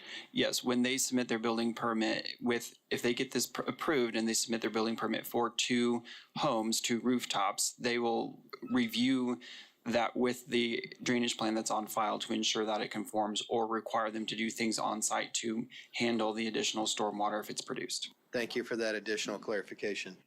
Did you catch all that? I understood how it's being drained. So again, that is done through the platting process, and it has to meet the specifications of drainage. It has to stay within the property or to the already determined drainage infrastructure. Is that way I can get a copy of that? We can work with you after this, okay? All right. Any other speakers? Yes.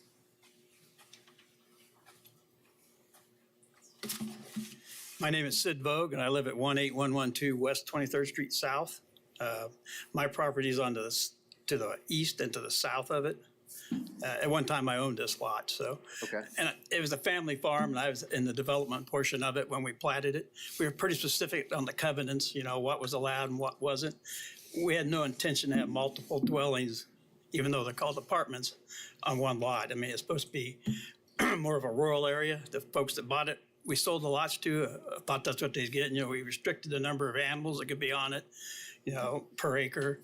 And it's his daughter right now, but you don't know what's in the future. And it's one lot right now, but you know, as you can see, there's probably 20 lots that are available. If they all add another one, it'll just add more to congestion, you know. So we're just, and we got inundated around Goddard like everybody else is with duplexes. There's some to the east now are going to be. We just want to keep it a single family. And since the lots are so large, most of the neighbors didn't get notified, I'm sure. I mean, there are 5-acre lots and 6-acre lots. So, and I'm sure, I know most of the neighbors that they're not wanting multiple dwellings on their land. And I guess that's all I have to say. Any questions for the speaker? Commissioner Aldrich, then Commissioner Williams Bay, and then Commissioner Blick? Did I see your hand? Did you say there was deed restrictions? Excuse me?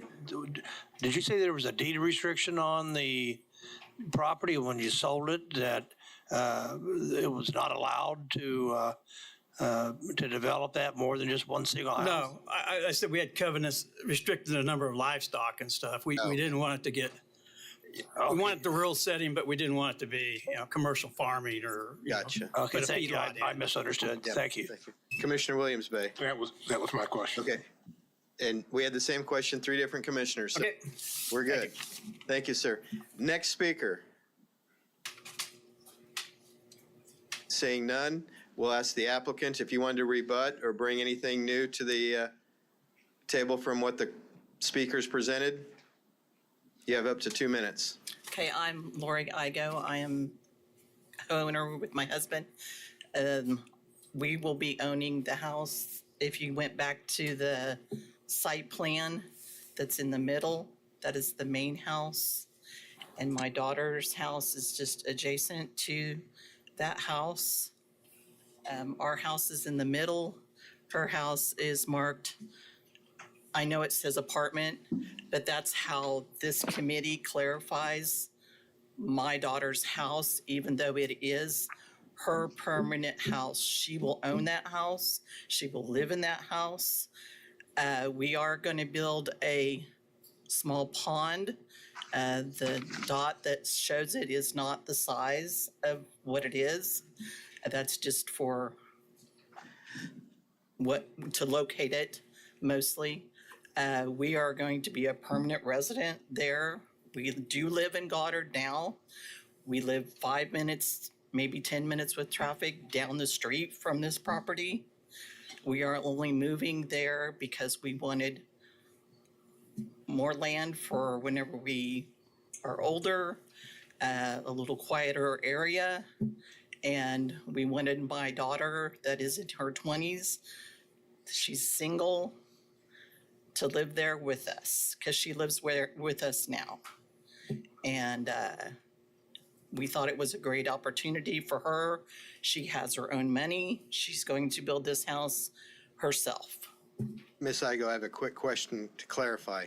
Yes. Under the staff recommendation, number 1 says the accessory apartment shall remain accessory to and under the same ownership as the principal building. Yes. Is your daughter part of that ownership? You're now saying that she's going to own this accessory apartment, which would be contradictory to this condition. Well, I want to say that she's building it herself.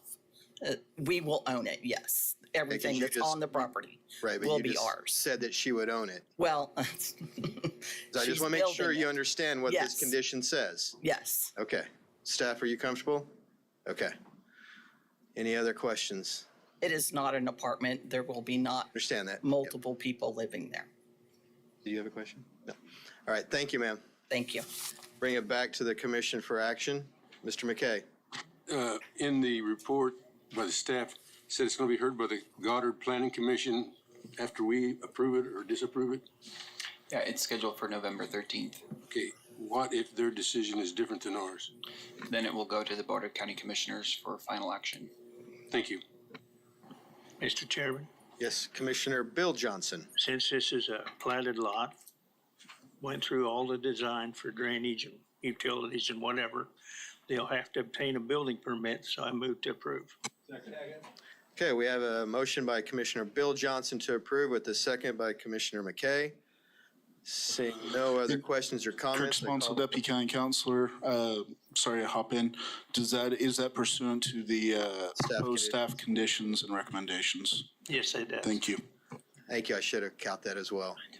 All right, seeing no other comments or questions, I call for a vote. All in favor, say aye. Aye.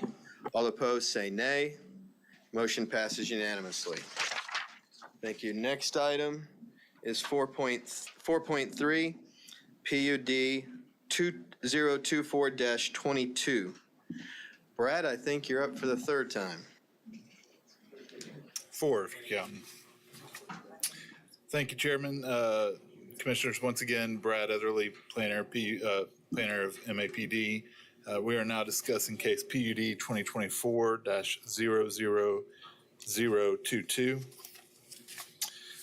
This applicant is requesting an amendment to Equestrian Estates Planned Unit Development, which is PUD number 12. The applicant would like to permit the use of a manufactured home on parcel 3. The subject site is 25.61 acres in size and is generally located on the southeast corner of South 127th Street East and East Harry Street, and that address is 1818 South 127th Street East. The existing language for parcel 3 of the PUD is listed in the staff report.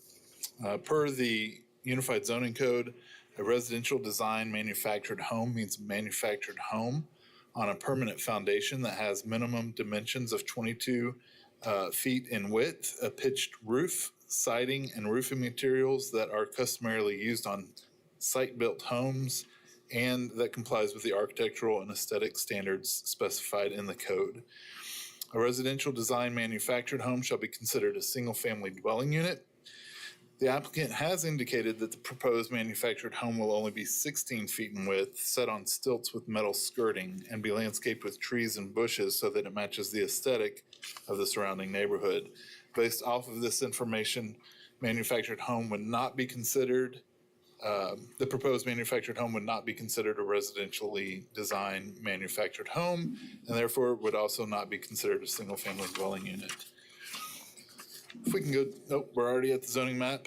You can see the character of the neighborhood is residential in nature other than parcel 3, which is developed as an equestrian center. Properties to the north of the subject site are included in PUD number 12 and are developed with agricultural uses. Other property to the north and outside of the PUD and across East Terry Street is zoned SF5, single-family residential, and is developed with a single-family dwelling. Properties to the east are included in PUD number 12 and are identified as Reserve A for the Equestrian Estates Edition and is developed with open space and a pond. Properties to the south are included in PUD number 12 and are developed with single-family dwellings. Properties to the west across South 127th Street East are zoned SF5 and are developed with single-family dwellings. The subject site is currently unplatted. Because the subject site is over 20 acres in size, platting of the property would not be required. In 2000, Equestrian Estates Planned Unit Development, PUD number 12, was approved by the City Council. In 2001, the entirety of the PUD area was annexed to the City of Wichita, and Equestrian Estates Edition was platted. However, the northwest corner of the quarter section, including the subject site, was not included in that plat. Subject site has access to East Stampede Street, a paved 2-lane local street with sidewalks on the north side. All municipal services currently serve the site, and Wichita Transit provides regular transit service on the east side of South 127th Street East and within 700 feet of East Stampede Street. If we can go to the future growth map. The requested zone change is in partial conformance with Community Investments Plan. The 2035 future growth concept map recommends the proposed location for the manufactured home on the subject site is appropriate for new employment uses. In certain areas, especially those in proximity to existing residential uses, higher density housing and convenience retail centers likely will be developed. Other portions of the property where the manufactured home is not proposed to be placed are identified as appropriate for new residential and agriculture or vacant. This manufactured home will be used as a bunkhouse for employees of the equestrian center.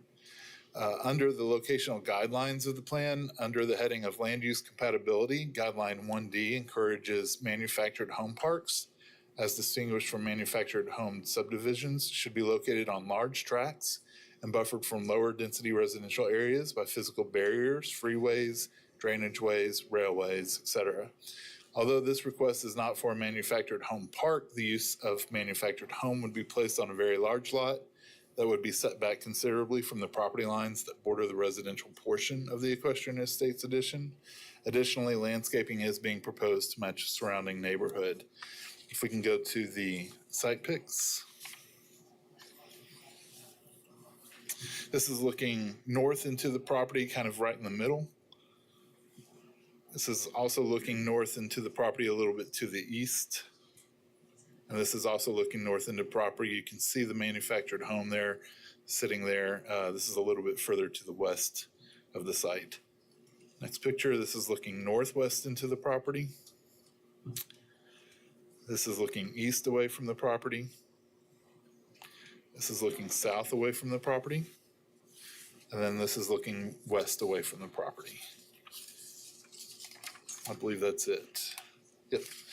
So based on the information available at the time of the staff report, the staff does recommend approval of the PUD with adherence to the PUD text and the conditions listed in the staff report. This is based off of the golden rules, and I can also state that we have had, I think, 3 comments. I believe 1 was in favor and 2 were opposed, and those should have been sent to you in email form yesterday. And I can stand for any questions. All right, thank you. Appreciate it, Brad. I see Commissioner Aldridge with a question. Yep. Brad, it appears that this is already, the mobile home's already there, correct? It appears to be so. Okay, so what triggered this? I don't know why the applicant would be able to answer the. Hold on, please. Let the staff answer the question. Yeah, I think that would be a great question for the applicant. Okay, and then also, would it be limited to just this one dwelling? Yes, and we would also limit it to the number of people who can live in it. According to the definition of a single family, it can be up to 5 non-related persons, and so we would keep that as well in the conditions listed in the report. Okay, thank you. Any other questions for staff? Commissioner Nix. Was the term bunkhouse ever used in conjunction with this manufactured home? Well, that was what the application had on it. That's not an actual use in the zoning code, so we went with the use of manufactured home, which is a defined use. I'm also curious, Brad, about the landscaping of using trees and bushes, it says. Trees and bushes. How long is this manufactured home?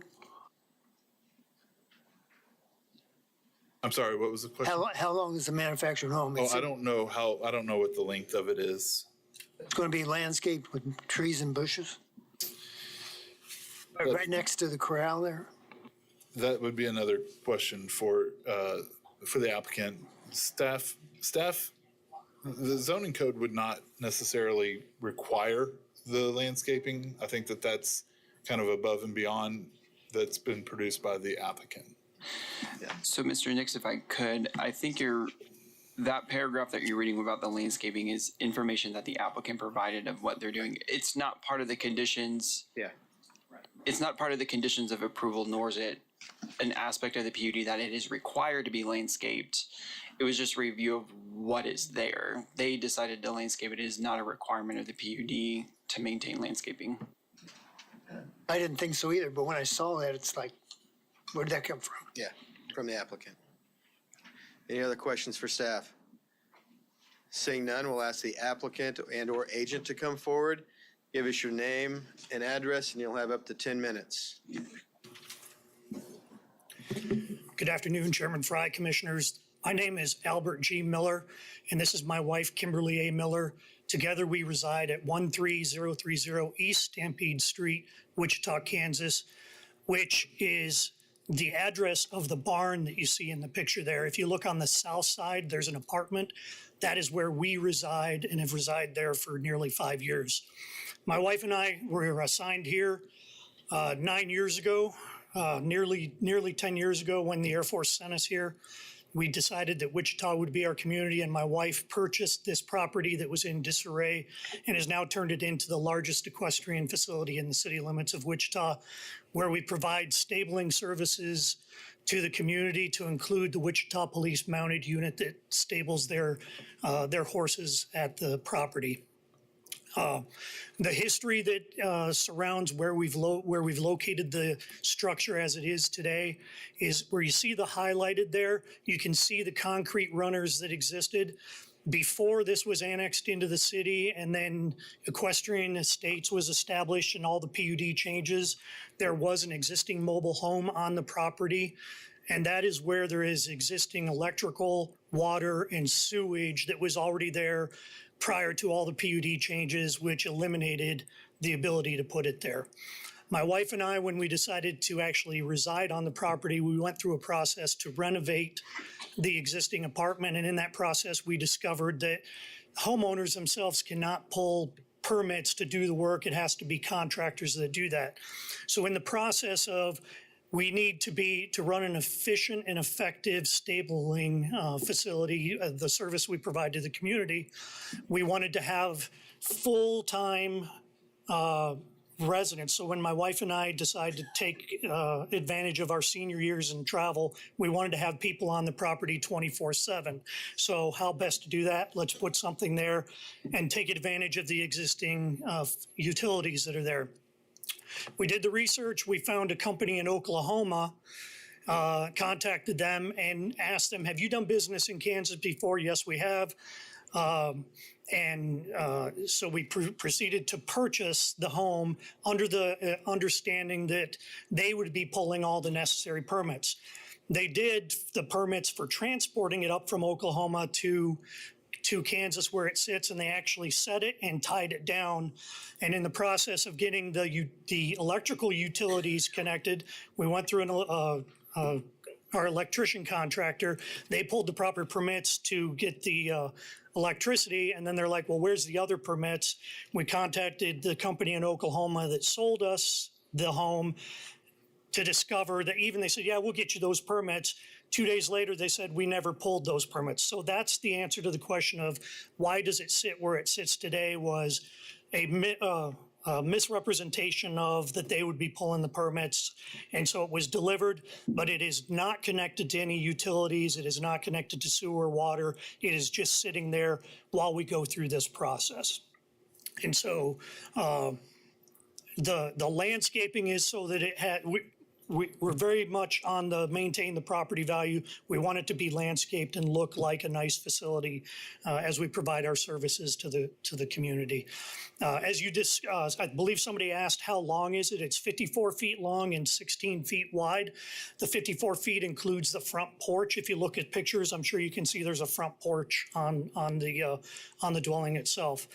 Our intention is to have 2 residents of this property that will be there. They're employees. We employ ourselves, and then we have 7 other employees to run a facility of this nature for the community. And that would be 2 of these employees that would reside full-time and then be there when we want to go either take a vacation or go to a horse show that's someplace for a weekend, things of that nature. So that's the purpose of the one dwelling that we're requesting an amendment to the PUD for. Have I missed anything?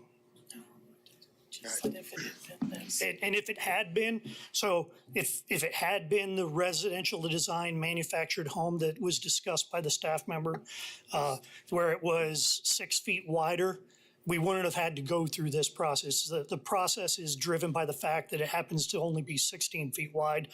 But if it had been a double wide, there would have been some minor things that would have been needed, but it wouldn't have even needed to come to this process. It's just a fact that it's only 16 feet wide, but it is a brand new, never lived in, and currently vacant building on the property. Thank you. I see we have a question for you. Commissioner Williams Bay. Yes, sir. Did you, am I understanding you correctly? Are you replacing a trailer that was there with the, with? So at one point in time, there was a mobile home that sat on the site. The existing concrete pads are what supported that mobile home, but that mobile home has not existed there since, I believe, when we did the research, 2012. So it was grandfathered in when all the PUD changes were made back in the day. It was allowed to remain there even after those changes, is my understanding. And then when it was moved, replacing it becomes an issue of coming back to this committee to get approval to put one back there, even though one was there previously. Thank you. Commissioner Blick. Problem.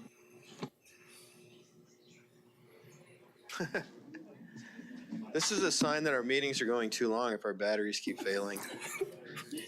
I just have a quick question. In the supplied photo that staff gave us, there's a fifth wheel that has a slide out that's on that photo. Is there somebody staying in that fifth wheel right now temporarily until this gets approved? At this time, the two individuals that we intend to move into this dwelling are temporarily residing in that fifth wheel today. And then if this does get approved, are you going to maintain that fifth wheel to be able to use for additional people also? No, the intention is of that fifth wheel are for us to go to horse shows with it. And then if we have family members, so the apartment is only a 2-bedroom apartment. So if we have family members come into town for some time or something like that, that would be the intention of the fifth wheel, is only for not a permanent employee residence, but things that, so she has hosted an Olympian to give a clinic at her facility. We've hosted him in that fifth wheel where he stayed there for 2 nights while he was providing clinics to the equestrians that come and wanted to take lessons from that Olympian. But then he moved out and nobody was in the fifth wheel. Thank you. Commissioner Zimmelman. Could we go back to the bunkhouse picture, please? Well, at the bottom of that bunkhouse picture, it says it's going to have metal skirting, landscaping, bushes, trees. Even though that's not required, are you going to do that? Yes, absolutely. And the reason it doesn't have it today was when we found out that, oh, by the way, you don't have the permits, we ceased all work and said, okay, stop doing this. Right. If we're going to be denied this, why go to the expense of doing all of that? We have actually planted some trees along the south side already, but we didn't do any more work on the structure itself. But yes, as soon as, assuming the committee and we eventually get approval, it'll have metal skirting and some more landscaping, yes. All right. I see no more questions from the commission. Stand by. Anyone from the public that would like to speak on this item? Yes. Please come forward, give us your name and address, and you will have up to 2 minutes.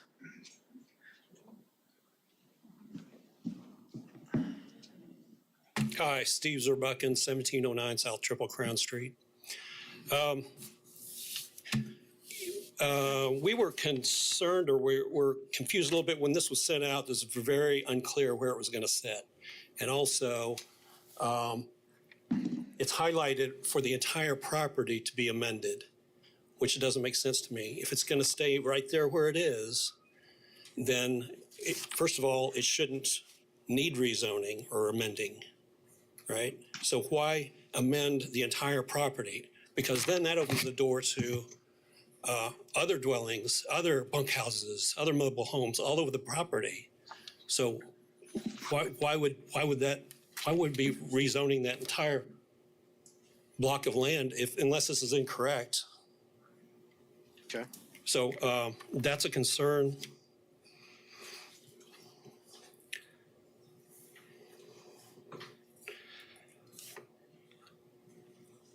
Yeah, that's the primary concern. So we just need clarification. That's where it's going to reside. And if it's going to stay there, I don't have a problem with that. I don't think our neighbors do either. But let's not rezone everything. Okay, thank you. I'm going to, before the applicant comes up, I'm going to ask staff to address that just so that everyone is clear. Yes, sir. This is Philip Zevenbergen for the record. So the recommended PUD language before the Planning Commission today, under parcel number 3, which that whole site is parcel number 3, it's a very large parcel. If it were to be approved, the staff recommended language to you guys is for one manufactured home. So it would not necessarily open the door to have multiple put on there. It is limited to one manufactured home. Okay. And if there were requests for more, it'd have to go back through this entire process. That is correct. Thank you. Does the applicant want to add anything as a rebuttal, or are you fine? I'll just say that the home is already tied down where it's at.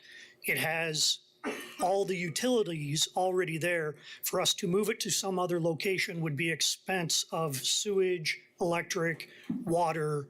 So there is no intention of moving it from where it's currently physically tied down and placed. Okay, thank you. No question. Yeah, Commissioner McKay. Sir? Which sir? The applicant or the applicant. Mr. Miller? Sorry. In our little drawing here, it shows that the whole, did you folks buy that 10 acres on the corner? No, the 10 acres on the corner is not owned by us. We have permission to use it, so we use it as pasture land today. It has been up for sale a couple of times, but it has not successfully sold.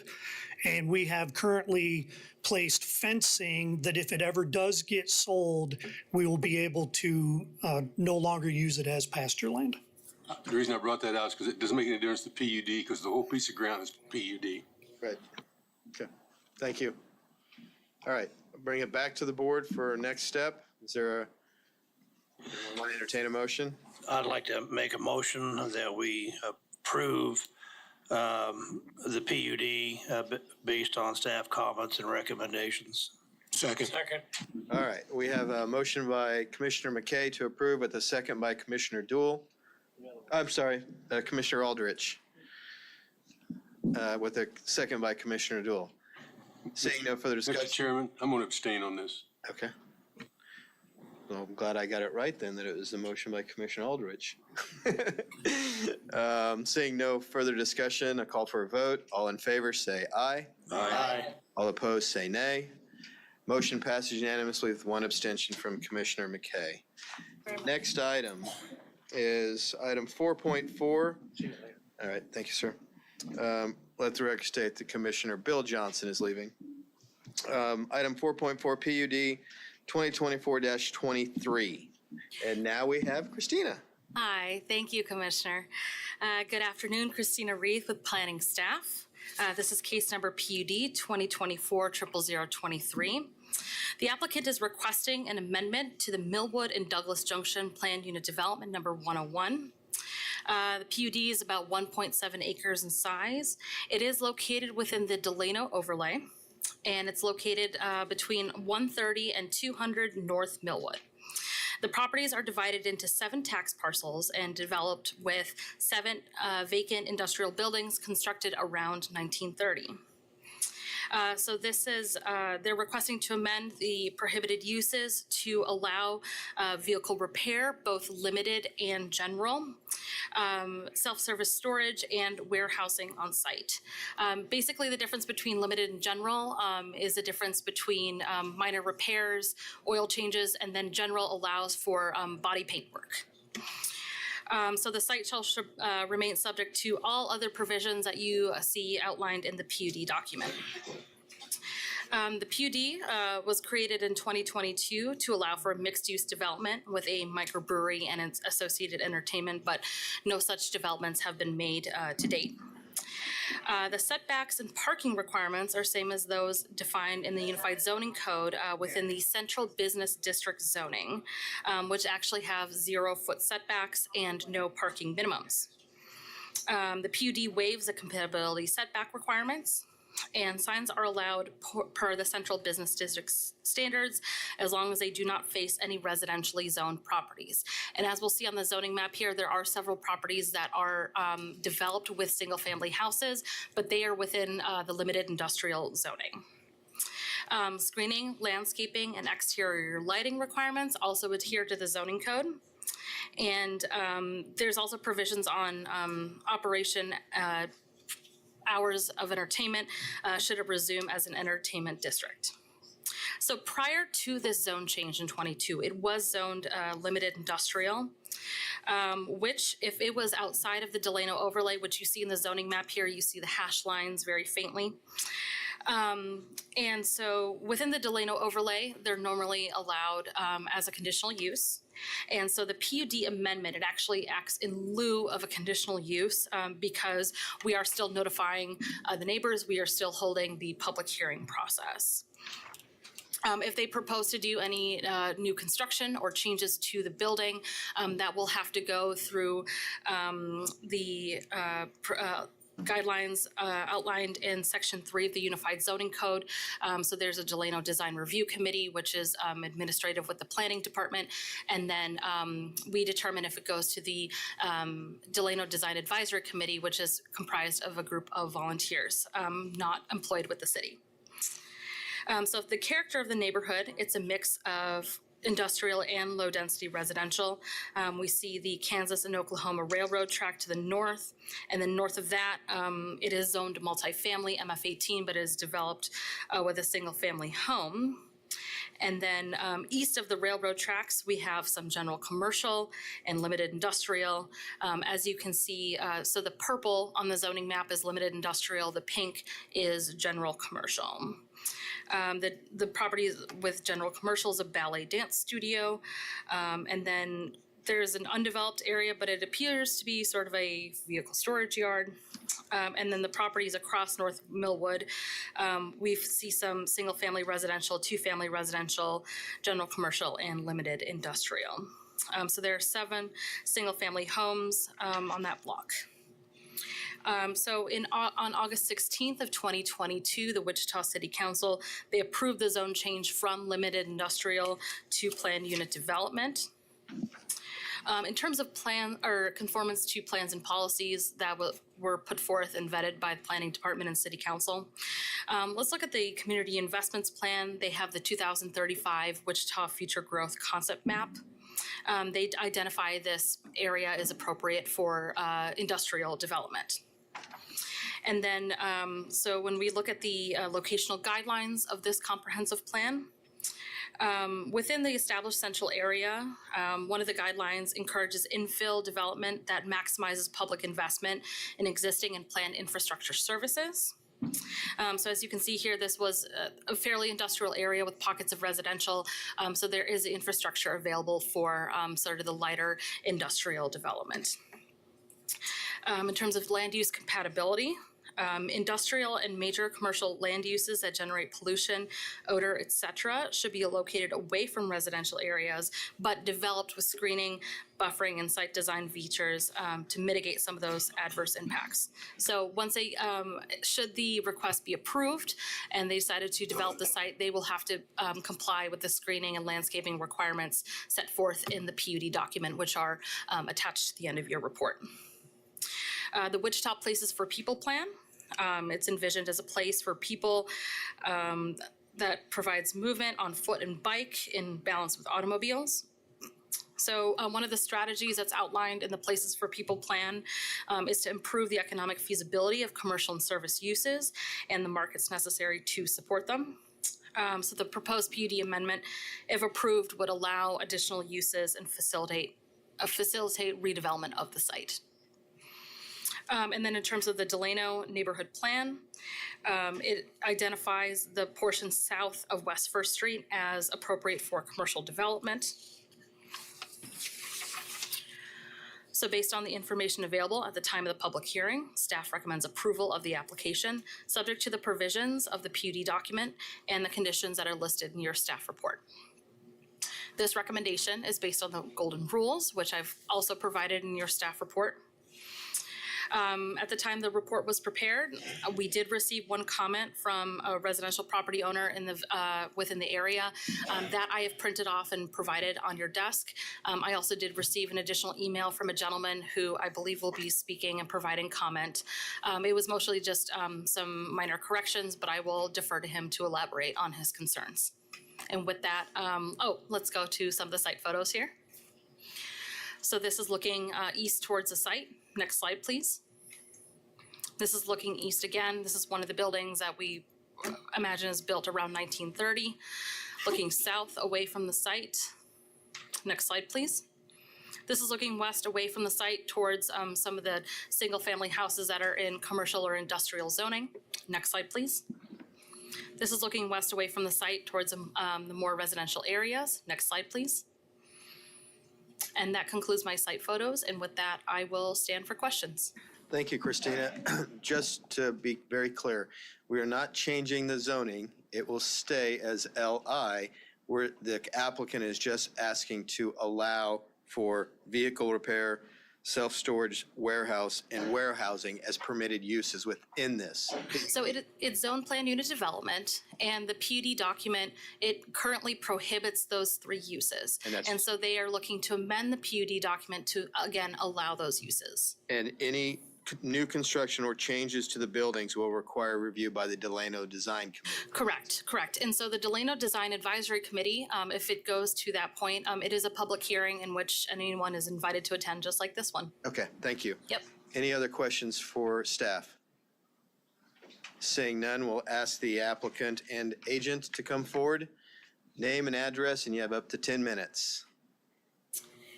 Thank you. Kim Edgington, PSC Consulting LLC, 2532 North Cardinal Drive, Wichita, Kansas. I was here just 2 years ago, which seems like yesterday, with this particular project with a local brewery that had hopes to expand their operations onto this site. As they did a lot more research into their market, it was discovered that that was really not the direction that they needed to go. So they have since sold this property to a local small business owner here in Wichita who is intending to use the existing buildings on the property, upgrade those buildings. Before the PUD was approved, this was limited industrial zoning, which would have allowed for any of these types of uses that we are asking for today. The self-storage warehouse, warehousing, and vehicle repair were previously allowed by right in the LI zoning. My former clients did not want to include a lot of uses. They wanted to really make sure that this property got developed the way they wanted it. And since this change has come about, we are asking to essentially bring those three uses back into this property. But we could have, there was a number of ways we could have gone about this. We could have asked to completely eliminate the PUD and just ask for straight LI zoning again. But this current owner also didn't want to open this property up just to any and every use. The hope is that eventually, someday, this Delano neighborhood enhancements will work towards some kind of better and higher use for this property in a marketplace, possibly some residential uses. And so those PUD provisions will still remain in effect, and the development restrictions that were placed on this property through the PUD will still remain, with the minor change being that these three uses will no longer be prohibited. Any new construction that happens on here, as we discussed, will have to go through the Delano design review.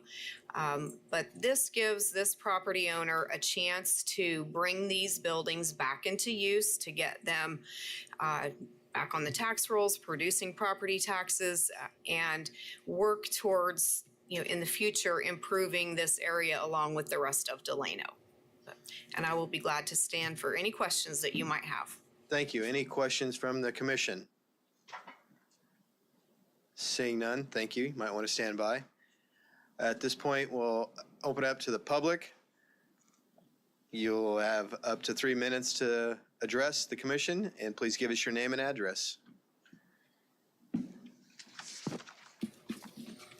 Hello, Chair, and thanks for showing me up by getting an early start on No Shave November. This is just yesterday. My name is Vince Hancock. I'm the president of Delano Neighborhood Association. I want to make one thing absolutely clear. We are completely in support of infill development. A dilapidated property that's sat vacant for years, of course it should be redeveloped. And that's what we were hoping for 3 years ago, or 2 years ago. Sadly, that didn't happen. To be blunt, we've been lied to 3 times by developers in the last 10 years that I can remember. We sold the West Bank stage to developers for $1. And they promised us multi-use, office, retail, residential, and we got residential. We had a church with 2 houses on the property that is now known as the Dumont Apartments. We were promised multi-use. There was going to be office, there was going to be retail, there was going to be residential, and we got residential. In the case of this property, we were promised a microbrewery, and due to someone failing to do their homework ahead of time, we got no microbrewery, we got no improvements on the property whatsoever. So I absolutely wish the current applicant the best of luck in getting that done. What I think we should do, though, is come up with a way to hedge our bets against people who don't tell us the truth. There's no way to tell a truthful developer from a lying developer until after the fact. That's the straight up truth of it. There are 3 advantages to this PUD over limited industrial. That is the 0 setback. Any building that is built can go right up to the sidewalk. It reduces the parking requirements too. They don't have to pay for their own parking. They can force all their customers to park on the street. And the third one is they're allowed to build residential properties. This entire site could be raised and turned into apartments with just a few things going forward. My request for you, this board to consider, is to make sure that their word is their bond. Let's add an amendment that says if you have not made any improvements, if you do not have tenants within 2 years, let's just disband the PUD completely, go back to limited industrial, and then maybe the next person can do something with it. Any questions? Thank you for your time. Hold on. We have one question. Commissioner Blick. I just have a question. Does this affect the Pearl Street rails to trails or anything? Is that too far west? That's too far west. Okay, sounds good. Thanks. Thank you. Not seeing any more questions. Thank you. Does the applicant want to have a rebuttal? You have up to 2 minutes. Just quickly want to state that this particular project has no involvement with the City of Wichita government nor any incentives. This is a private developer. The previous owners were, again, also private developers. And there are changes that happen in the business marketplace. And this just became an unfeasible project for them to go forward with. So with that being said, what the previous speaker recommended is probably not something that the Kansas statutes regarding zoning laws would allow. So this is why we are here today, and in fact, just amending this PUD. This PUD is a legally binding zoning contract. So we are asking for your consideration. Staff has recommended approval, and we are in agreement with all of staff's conditions, and I will be glad to stand for any other questions. Not seeing any. Thank you. Thank you. And I failed to check to see if there were any other public speakers after Mr. Hancock. So I apologize, but I'm not seeing anyone else. So close the public hearing, bring it back to the board for next steps. Mr. Chair, I'd like to make a recommendation that we approve the PUD request per staff recommendations and comments. Second. Okay, we see I have a motion by Commissioner Aldrich and a second by Commissioner Blick. Seeing no other race. What did I say? No, it was Mr. Blick, wasn't it? Okay. I think Johnson did as well, but. Seeing no other comments or questions, call for a vote. All in favor say aye. Aye. All opposed say nay. Motion passes unanimously. All right, next item is 4.5, Zone 2024-44. You gonna, okay. Brad, hold on one second. It looks like we may be having a commissioner or two. Okay, we have one commissioner leaving, John McKay, and one just taking a quick break. So I think you can proceed because we have heard this case and this is an update from a deferral. So go ahead. Yes, thank you, Chair. Once again, Brad Etherly, planner for MAPD. We are now discussing case Zone 2024-00044. This is a case that was deferred from October 10th. I will briefly run through a few things here since we've already heard the majority of this case. The applicant is requesting a zone change from SF5 Single Family Residential District to MF18 Multifamily Residential with protective overlay number 445 for multifamily development. The subject site is 5 acres in size and is generally located on the north side of West Maple Street and within 1/3 of a mile west of North Ridge Road. The parcel is currently developed with a vacant commercial building and a single-family dwelling. Again, on October 10th, 2024, the MAPC did review the case and voted to defer the case until today, November 7th, 2024. I won't go through all of the changes in development standards, but I will say that the applicant did provide a proposed protective overlay, which would be protective overlay number 445. And I would like to go over just a couple of those. And there will be more about this protective overlay later. The first one is that residential structures shall be limited to no more than 4 dwelling units.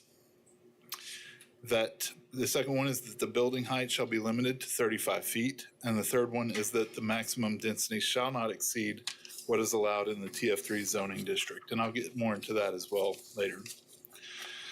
The applicant would be required to adhere to the off-street parking schedule, which requires 1.25 parking stalls per efficiency in 1-bedroom dwelling unit and 1.75 parking stalls per 2-bedroom unit or larger. The applicant would be required to submit a landscape plan prior to the issuance of building permits.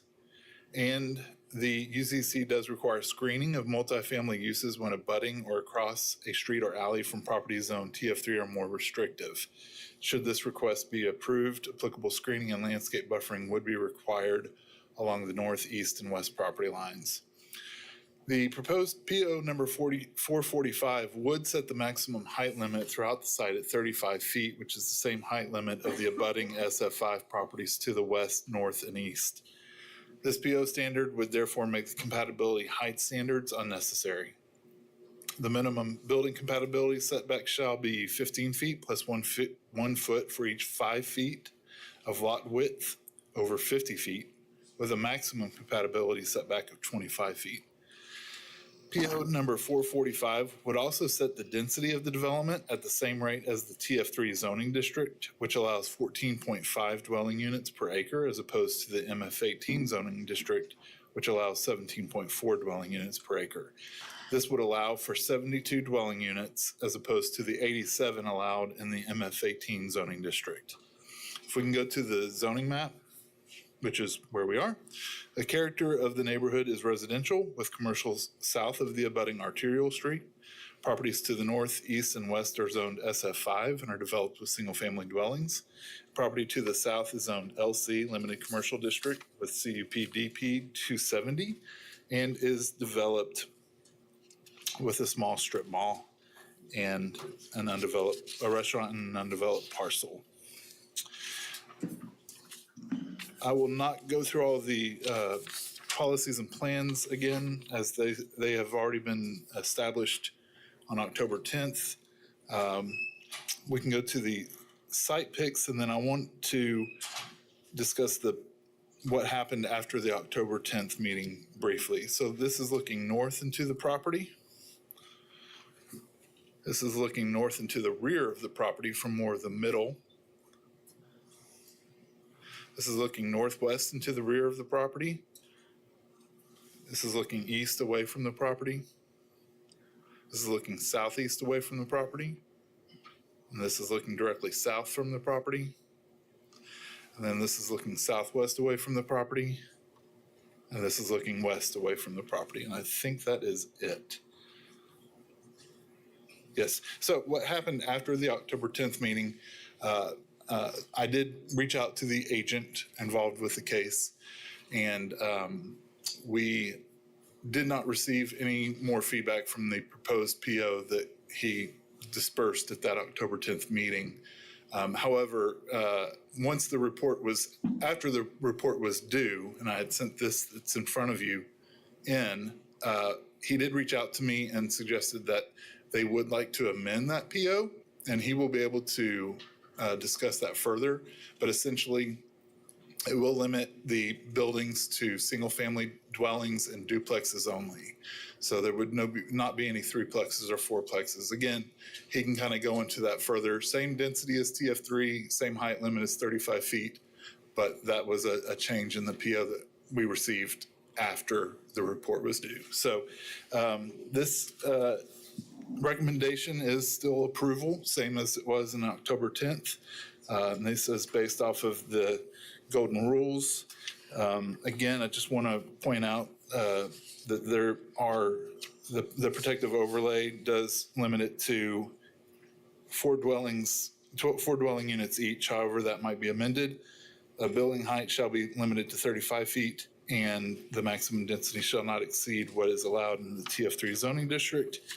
I would like to also mention that we have received several comments from the public, I think 46 in total. Several of those were, what I'll say, repeat customers, in that they commented for the first round of MAPC meeting, and then they also commented a second time for this meeting. You should have received all of those comments yesterday in email form. And I do believe that they were all in opposition to the request. Having said that, I can stand for any questions. Thank you. Brad, speak to me and help me understand what you mean by, in the overlay, the 445, the maximum density shall not exceed what is allowed in the TF3 zoning district. Put that in layman's terms. What does that mean in terms of number of units, number of possible residences? Sure. Explain that to me. So once again, with the density that's allowed in the TF3 district, that would be 14.5 dwelling units per acre, which comes out to 72 dwelling units for this 5-acre lot. If it was, if the density was set for the MF18 district, it would go to 87. Now, the difference between the TF3 and the MF18 in a real world situation is that MF18, you can have all of those dwelling units on one lot. And in TF3, you would have to plat for each for different lots for each one of those duplexes or single family dwellings. So that's their reasoning, is to keep it all on one lot, but reduce the number of dwelling units to the 72. And just straight duplexes could be up to 72. You could have up to 72 dwelling units. Okay. So whatever half of that is, if they're duplexes, Gotcha. 36 Okay. or whatever. So, all right, thank you. Any other questions for staff? Seeing none, we'll bring the applicant and agent forward. You will have 10 minutes, and please stay on topic as relates to the protective overlay, since we've already heard the other stuff. Thank you. Kirk Miller, KE Miller Engineering, 117 East Louis. I'm the agent. The protective overlay, Brad had mentioned limiting it to duplexes rather than the fourplexes, and that's what we want to do. Otherwise, everything else in the protective overlay that we proposed is not we're not proposing to change.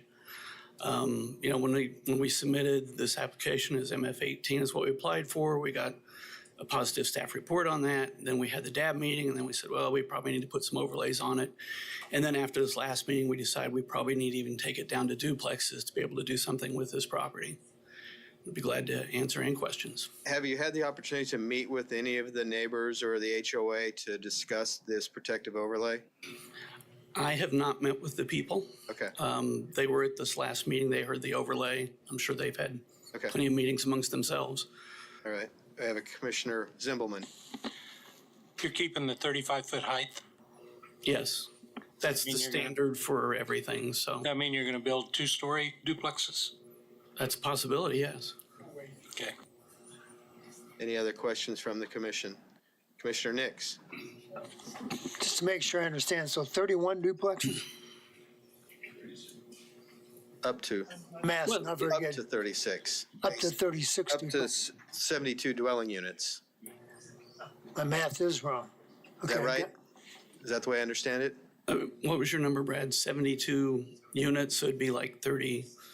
Up to 36. 36 duplexes, yeah. I mean, but I don't know how many you can fit on there. I mean, you know, you've only got so much room. You're going to have drives, you're going to have parking, you're going to have, you know, maybe a pool, any kind of amenities, some drainage features, that type of stuff. So Based on the space, but that'd be the maximum. that would be the maximum allowed, yes. But based on the space, I I see. seriously Commissioner doubt we Mader? could get that many. The actual wording on this protective overlay, limiting it to single-family homes and duplexes, do we have that available, or do you know what it's going to look like? It should be nice to have that specific sentence in this. Essentially, item number 1 on the protective overlay, instead of reading residential structures shall be limited to no more than 4 dwelling units each, that would be amended to say residential structures shall be limited to single-family or duplex dwellings. It would have to be rewarded? Yes, item number 1 would have to be rewarded. So essentially, wanted to that's include the that. revised language the applicant is proposing.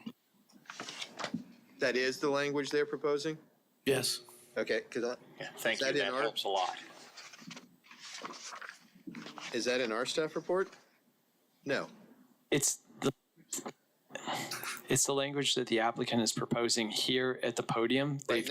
Right now. It's not in writing in your packet, so it would have to be amended. So if you approve it with that change verbally, we will fix that before it goes further. I just want to make sure everybody in the audience hears this and understands what they're proposing as well. So, okay. Can you repeat that wording, please? Sure. Residential structures shall be limited to single-family or duplex dwellings. Okay. Thank you. Commissioner Nix. Just have to tell you, I'm not a fan of this moving target thing that we've got going on. This is nonsense. Either we know what we're doing, or we don't. And it ought to be in writing before we ever get here.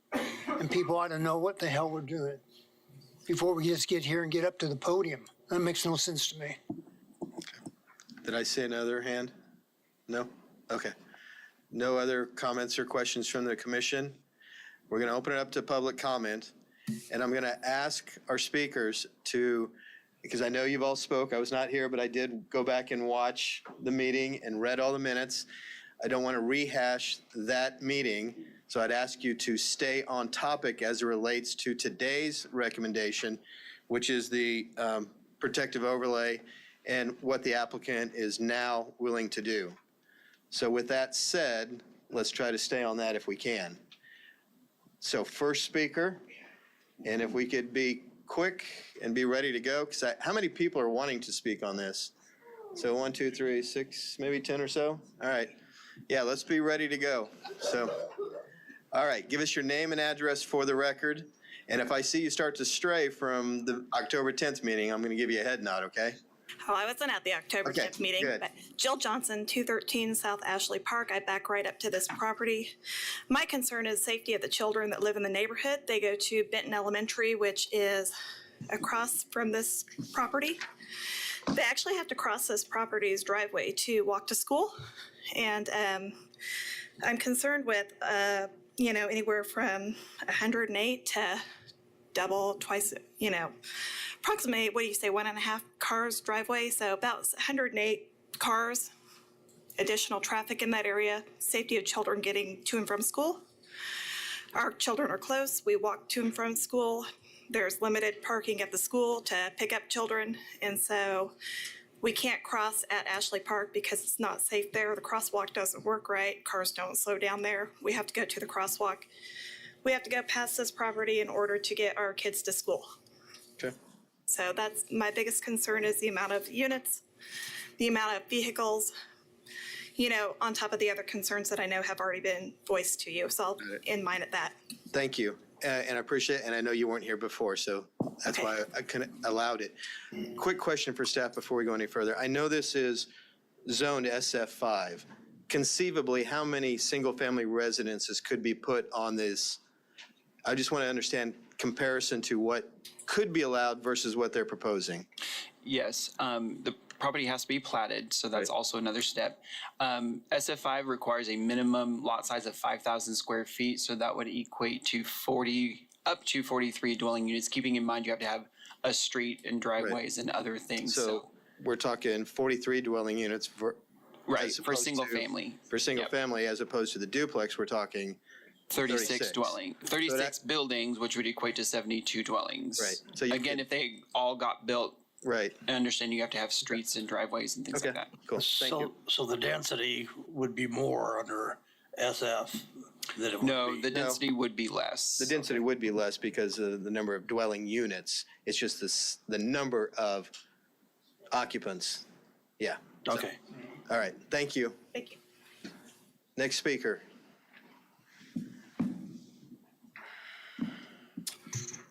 My name's Everett Price, 7712 Harmony Court. And I would just like to say, in line with Commissioner Nix, that I think that this has just been difficult for our community because it's a moving target and we've never really seen, what is going to be built or what the proposal might be. And so I think it's just very difficult and confusing for all of us to make decisions with the moving target. Thank you. Understand. Thank you. Next speaker. My name is Jan Looney. We live at 7804 West Prestwick. We've built our house 38 years ago. We've been there the whole time. When we built our house, we had to have so much brick, so much on your, different things for your house. I don't hear anything from this guy what he's going to actually do, but we've had to have all that. I've been a block chairman for 35 years in the neighborhood. We're a very close-knit neighborhood.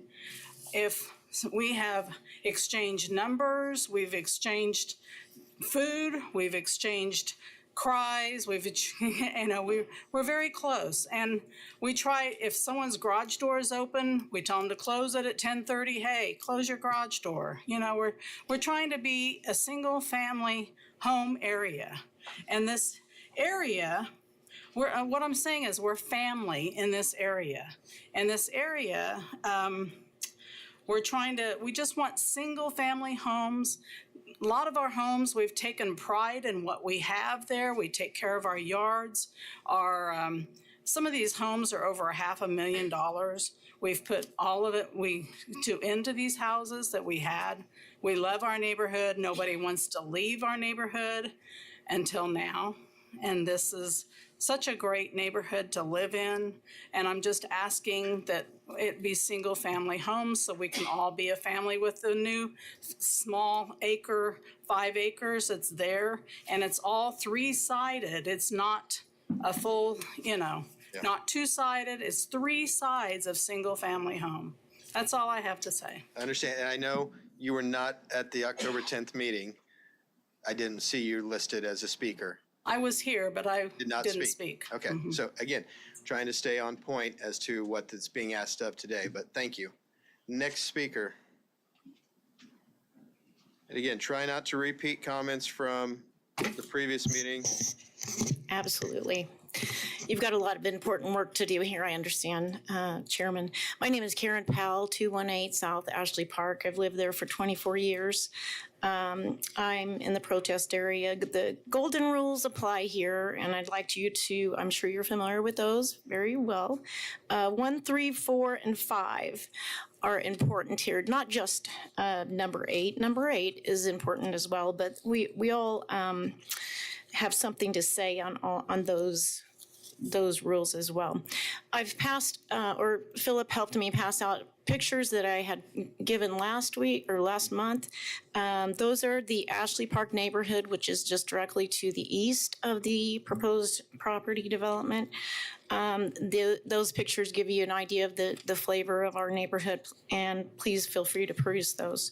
Concerns were raised last time, and the protective overlay conditions don't address adequately the concerns that we have. We're dealing with a moving target here, and as you've felt that today, that the developer doesn't have a plan in mind.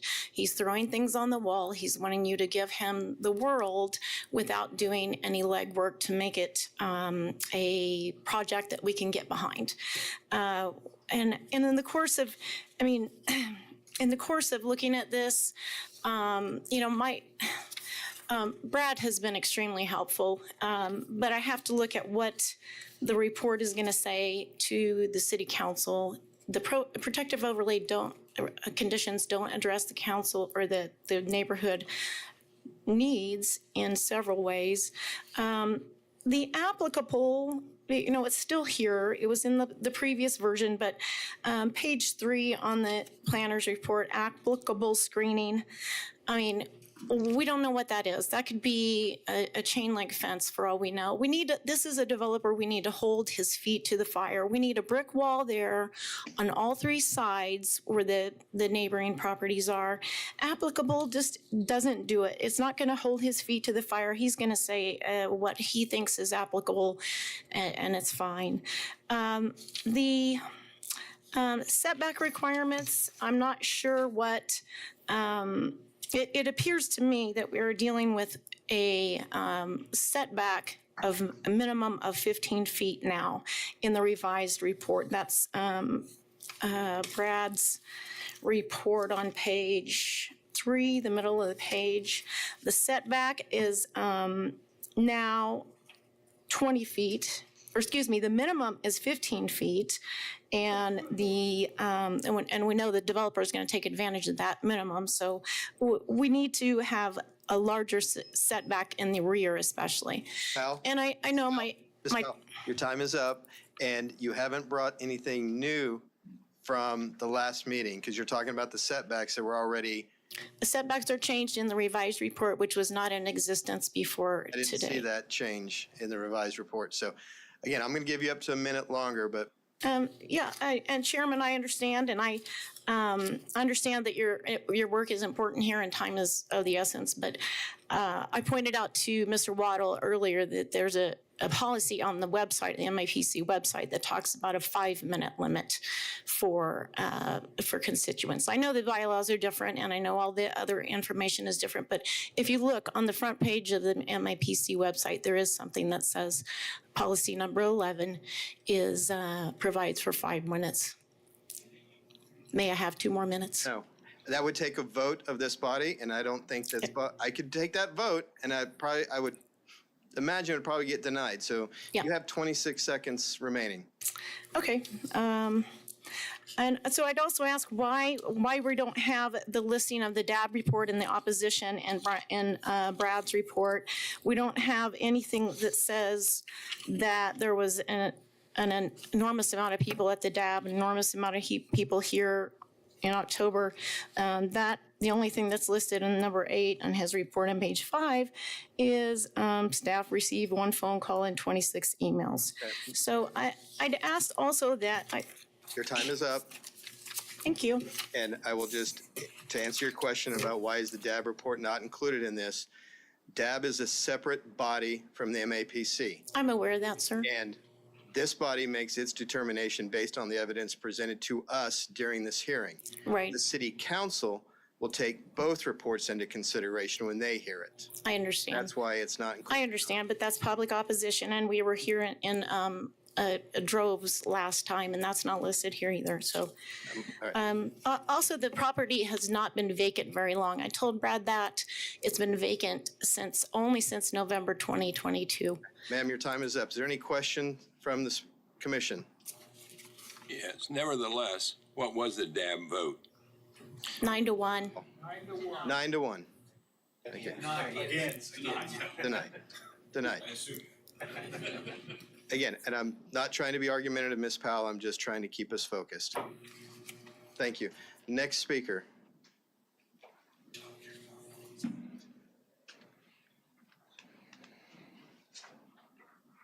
Good afternoon. My name's Brian Stewart.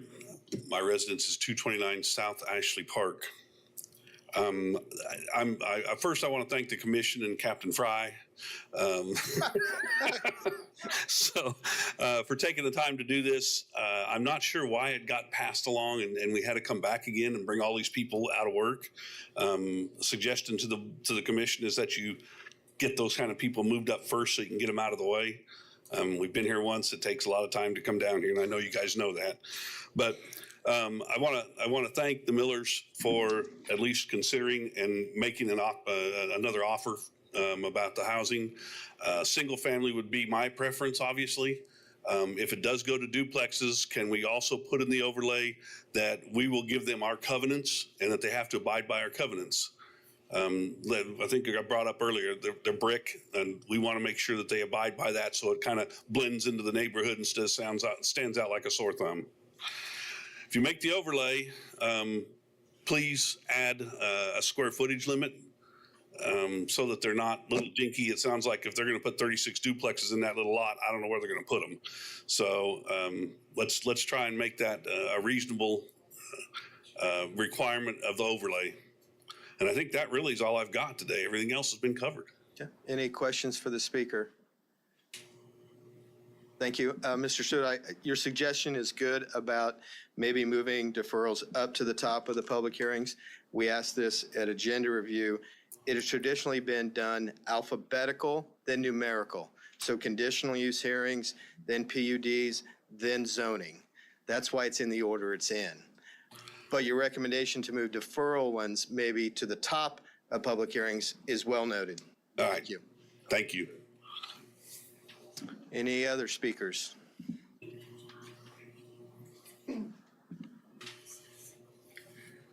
I'm Grant Swearenge, and I spoke at the last meeting. This part of the deal is I back up to the property. I'm one of the 20 property owners. They only have 20 going around there, but they want to put in 76 units or 36 buildings. You know, that's a lot more than the 20 that surround it. And the density, they dropped it from, 87 to 72. That's not very much at all. That's all I have to say. Appreciate that, sir. Any questions for the speaker?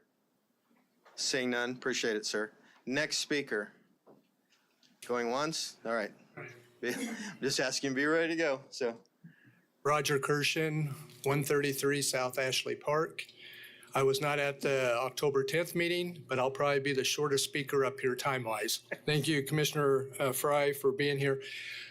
I'm only mentioning this. My wife was on the DAB committee. I know it's a separate entity. She said this would be the toughest place to get it passed because just of circumstances with the developers. But I want to thank the commissioner over here who mentioned that's the only gripe I really have is that they have never shown their cards. That's how I say it. At the neighborhood association meeting that we had, at the DAB meeting, and what I understand since I wasn't here, really at this meeting, October 10th, did not show their cards.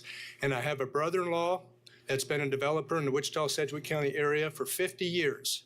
And I mentioned this at the DAB meeting. He's been to my house many times, our house, my wife and I. He said that is not an area for that kind of development or proposal, he said, with 3 bordering walls. I said I'd be the shortest here in speaking time, and I'm going to keep my word. So that's all I have, but I thank you all for listening. Thank you. And your wife was a tremendous DAB member. Thank you. Thank you. Any questions for the speaker? None. Next speaker, please.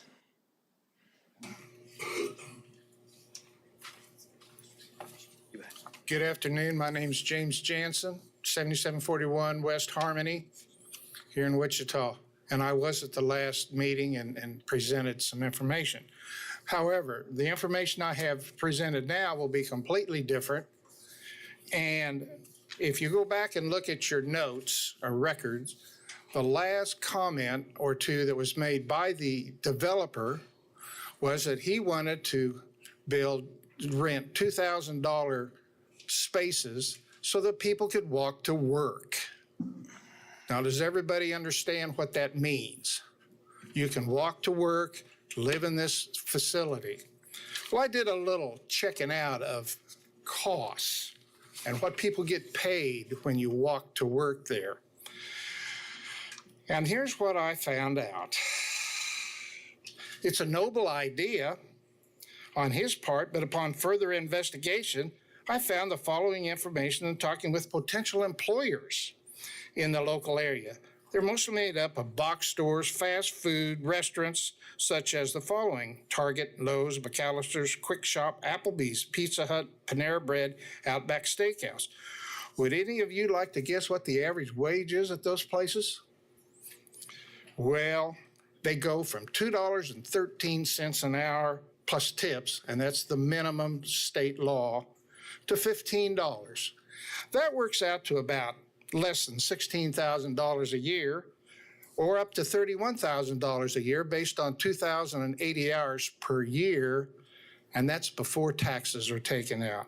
So I would like to know from the developer how he's going to charge $2,000 for rent, and people who only make $31,000 before tax. Well, I haven't figured that out yet, and I've been working on it for a couple days. So the only conclusion I can draw is that these aren't going to be luxury facilities, and I would hope that they're not Section 8, where the residents get $900+ a month for the rent.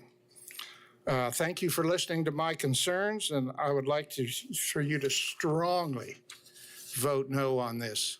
This is an absolute travesty if it happens to the neighborhoods. Thank you, sir. Any questions for the speaker? Seeing none, next speaker.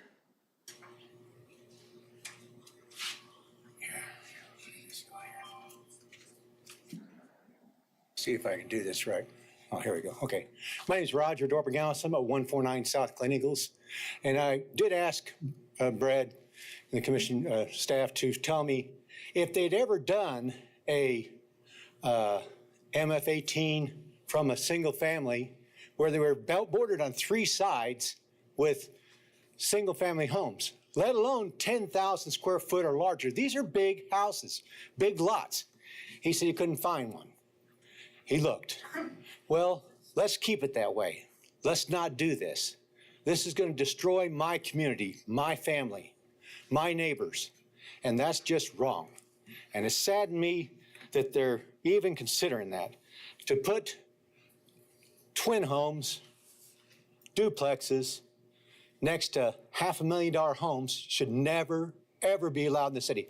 If we have a planning commission and a planning committee that's actually going to follow the plan that was designed and developed, where this was approved, and this was a single-family home with a 5-acre lot, just like the ones around over here on our block away have 8 acres and 3-acre lots, then give him what he said. It's a single family. He bought single family. Make him stay single family. He can put 20 homes in there, just matched up with the neighborhood over there next to it, and double his money or triple his money. But he wants our neighbors to suffer for his profits. It should never happen. That's why we have a planning commission, is to plan and stay with the plan. If in fact this was not going to be that, then we don't need a planning commission. Might as well save the city and the county $30 million over the next 20 years and get rid of the whole department, because we don't need you. Follow the plan, please. Don't destroy our community. One of the things they did talk on here was on number 3, it is detrimental to our community. When your staff says it's not, they're wrong. It's very detrimental. When they go to say how long the length of property, this has always been a single-family home. The folks got divorced and had to sell it, a fire sale. And this guy took advantage of it. He got it for half price, and now he wants to have us suffer more for his profits. Last thing is relative game was opposition. Yeah, there's a lot of opposition. You guys have seen it. We had 120 people at the DABS meeting because it was evening. And I was hoping that it'd be at the City Commission Hall, would be in the evening one like it was originally scheduled, because I could tell you I'd have 1,000 people there, because we have 300 neighborhoods and we don't need this in our neighborhood. We want to keep single family. That's what you guys had set up and approved. I've been in my house. We built it 40 years ago. Please don't destroy my family, because this community is my family. Please don't destroy it. Give him what he bought. Stay single family. He knew what he had, and he's trying to have us pay for his junk. Thank you, sir. Any questions for the speaker? Seeing none, next speaker. My name's Michelle Brown. I live at 251 South Glen Eagles Court. I'm 5 foot tall and blonde. My whole life, right? Been picked on, bullied, and sexually harassed all my years in school. Point being, I know a bully when I hear about one. This guy is a bully. He doesn't have a plan. He wants to change it every half second. I raised 2 boys in this community and taught them no means no. No amount of protective overlay or additional screening can make this a proper use for these 2 parcels of land. Please quit kicking the can down the road and tell him no. The next time a motion is made, consider if you'll stand with a bully who made a bad business decision only for his personal greed, or if you'll stand for us residents of 2 highly taxed communities that have shown up time and time and time again to protest this application. Please end this now. Thank you very much. Thank you. Any questions for the speaker? Seeing none, next speaker.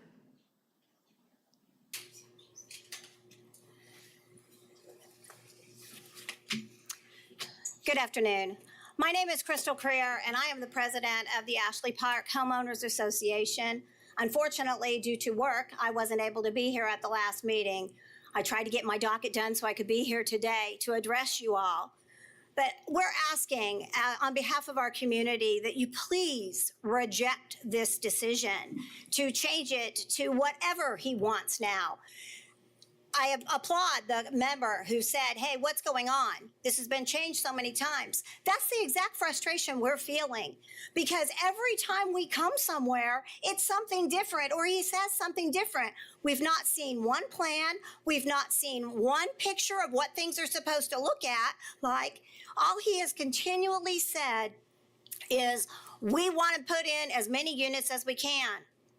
Well, I want you to think about it, because what he's wanting to do is he's wanting to put in rental properties in between 2 established residential communities. Rental properties do not care about the aesthetics. They don't care about the condition. They don't care what they do. They're there for a short time. They have no real investment. Everybody within our community, and Ashley Park is a coveted community, we have rules that we abide by. And Glen Eagles, they try to maintain the property as well. You're going to put duplexes in this established community. I can already tell you on Ridge Road, which was already established before Ashley Park ever got started, there are 4plexes there. Nobody has kept those up. And it's a bunch of riffraff that comes in. We're constantly fighting it within our neighborhood. They tear things up. We have to pay the cost. There is just no accountability. And once you allow those duplexes to be built, there will be no accountability. Nobody to stay. You have to maintain the property. He could then sell it and make a profit, and the next person won't care. This was zoned single family. Every person that purchased their home in Glen Eagles and Ashley Park purchased their home knowing that that entire neighborhood was zoned single family. Don't let them change it. I want to tell you guys, this is very difficult because I have done my research and I talked to people that were here before I could get here today. And it seems like this board just goes with what the staff recommends and you just rubber stamp it and let it go. And I had that misconception when we attended the DAB meeting, and I was floored and overwhelmed by the fact that they overruled this 9-1. I'm asking you to do the same thing and not be led by a developer who doesn't know what he's doing. Thank you. Thank you. Ma'am, hold on. Folks, I'm sorry, did not get your last name. Creer, K-R-I-E-R. Okay, and I think we have a question for you. Yes. You say you're the president of the Ashley Park Neighborhood Association? Yes, I am. Any event that, let's say this is denied and the property goes up for sale, would you ever consider purchasing that property? That way there you can control well, what happens there? Because the problem is that if somebody else comes along, they're going to wind up developing them, and nobody's ever going to be happy. So the only way that you're ever going to prevent that is to purchase that property yourself, and then you control it.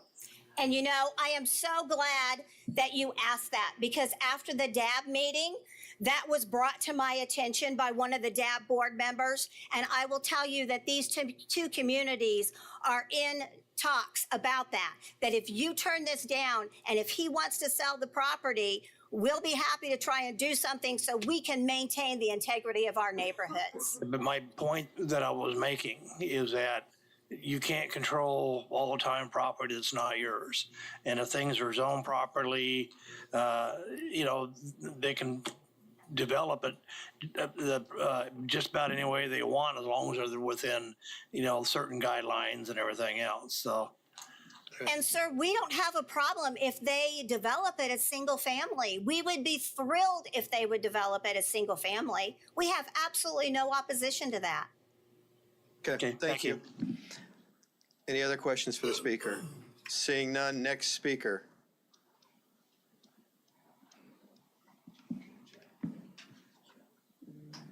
My name's Greg Thomas. I live at 246 South Glen Eagles Road, which it backs up against this property on the west side. It's 4 houses north of Maple. We've lived there for 40 years. I just have a couple points I'd like to make. I was at the last meeting, but I didn't speak, and we got to listen to all of the other cases that you presented to the committee, and the staff and the committee here has a tough job to do, and I would like to acknowledge that. But the presentation of this issue failed, I think, to represent the quality of the houses that surround this property on the 3 sides. Ashley Park, where across to the east, and Glen Eagles to the west and to the north. The pictures that staff presented were out in the street looking directly into the property, across the street to the south where there's a Target and a Dairy Queen, and west to the school. They didn't go to the street that surrounds this property on the blue there. You get a picture of some pretty high quality, very, very owner proud type developed houses. And that's what we're talking about. I'd just like to say I agree with every comment that every presenter here has made on our behalf. And I would encourage the commission, and you said it's going to be developed. It's single family now, and you said you can develop it into whatever you want it to be if you comply with the zoning regulation. The zone is single family. It's not multifamily. We've lived there 40 years. It's been single family. I knew the people that lived there. They sold it to another person. Like the lady said, they got a divorce and had to sell it. They had a horse, some goats, and some chickens. 6 young men that played back there. They were great neighbors. They weren't tenants. And this is an ownership community. It's not a rental community. We've got a zoning plan that we abide by. It was that way when we bought, and we've lived there under it. And I would strongly urge you all to abide by that and turn this recommendation down. Thank you. Any questions for the speaker? Seeing none, thank you. Next speaker.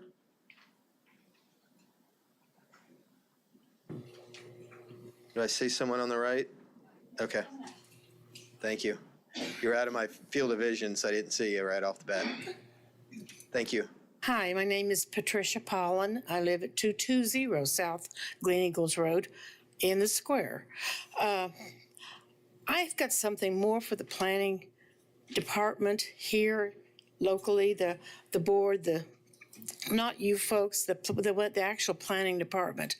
Something that's concerned me, one of the first meetings we had, we were given a overlay of, and I don't have that anymore, of the long-term planning for this whole area. Everything south of Maple was long-term planned as commercial. And I agree, that's the way it is. That's mostly what we have there. We've got a few houses down the road. Everything north of Maple in this half-mile section was zoned single family or family dwelling, except our little 5-acre square. Our little 5-acre square is a little tongue that was thrown in on this overview of the long-term planning as commercial. Why in the world was that ever done if it's zoned single family? I think it would have brought out a lot of these problems had it been adhered to and where that overview of the whole area long-term. Why is this thing tongued in as commercial? It's not. In that long-term planning. Help me out here, staff. Sorry, ma'am, I just want to make sure I understand. Yeah, the pictures I saw, and I did not bring it, I apologize. I wasn't planning on speaking. It's okay. I can cover that. Folks in the back, if we can go to the comprehensive plan map, I think that's the one that's being discussed. It's in the packet. So you will see the map that is from the comprehensive plan that shows new employment and new It's residential. orange in color. I know that. And yes, in fact, as the speaker was speaking, I flipped to that page and you'll see it there. You have to zoom in real close, but it shows pink, which is commercial, identified for this property. So the speaker's correct. It is recommended for commercial use in the comprehensive plan. And that's the comprehensive plan. Thank you. I wasn't But even it's sure what it was never called. been zoned commercial. No. To my knowledge, it has not. All right, It's never been zoned. But that overview plan, why did that get stuck in there? I don't understand that. That's the only comment I have. That was And done it 10 years should ago. not be It's probably commercial, time to- anything besides single family. All right, Thank thank you. you. Any questions for the speaker? Seeing none. Next speaker.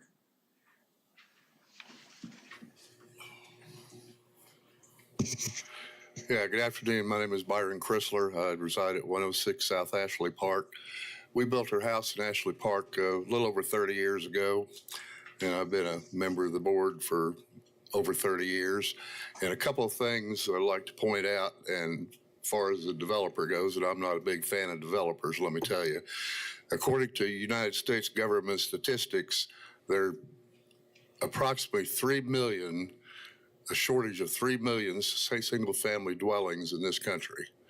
Now, why he's not building single-family dwellings where he can make some bigger bucks is above and beyond me. But according to what the politicians say, there's over 3 million single-family dwellings that are shortage in the United States. And number two, one thing that's going to affect us in Ashley Park, we have 2 extra-large retention ponds that run right through the middle of Ashley Park. And guess who's responsible for them? We are. The city put them in there, but we're responsible for taking care of them. If anybody falls in the lake and drowns, they're going to sue us. Okay, we have our people trained fairly well to stay out of the water and to be careful around the ponds. I've been in there twice in the ice pulling people out myself. And if we get another 150 or 200 people living within walking distance of those ponds, we're going to have a hell of a problem. They're going to be over there wanting to fish, wanting to get in the water.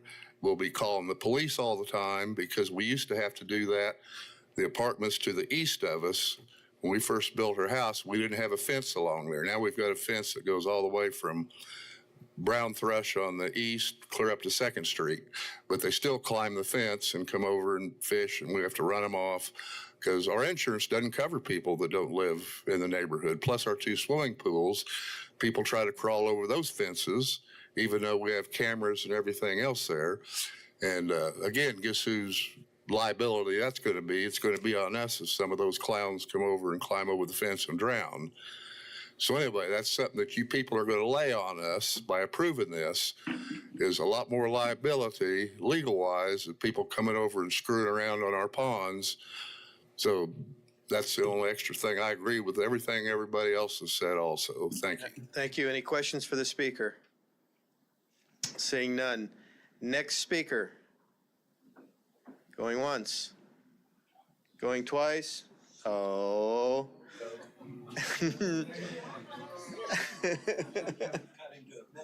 I'm gonna start doing faster. All right, sir. Name and address. Joseph Hang, 245 South Glen Eagles. And you were here last month, correct? Yes, I was. I sent another packet, and I'm sure you all got that. I just wanted to re-emphasize a couple things that are on there that you saw probably. I highlighted one of the golden rules says character of the neighborhood, where we're a single family. This proposal is not in the character of the neighborhood. I hope you agree with that. The suitability is in Rule 2. It says suitable given surrounding zoning. Putting this as single family surrounding it, it's just not right. And then the other thing that I want to do, and I had several pictures in my handout showing how there's buffers, extensive buffers between existing apartment complexes and single family homes on the west side, at least. I didn't look over the whole city, but I saw a dozen or so on the west side. There's a huge buffer zone between apartments and single family homes. That can't be done here. And I'm sure that's part of why all these people are here, is because that buffer, you're going to have someone's in the apartment complex's car parked 15 feet from the back of these guys' that border the property. That's just not right. I ask you to deny this, push these guys back to this developer back to single family, which is the best option for this property. I think we'll buy it. If they'll let us buy it, we'll buy it. I'm in Glen Eagles. There's people in Ashley Park. We got enough money. We'll buy it if they want to give it up. Thank you. Thank you, sir. Any questions for the speaker? Seeing none. Next speaker. Once, twice. All right, we're close the public conversation, bring it back to the commission. Oh, yes, thank you. Rebuttal. You'll have up to 2 minutes, Mr. Miller.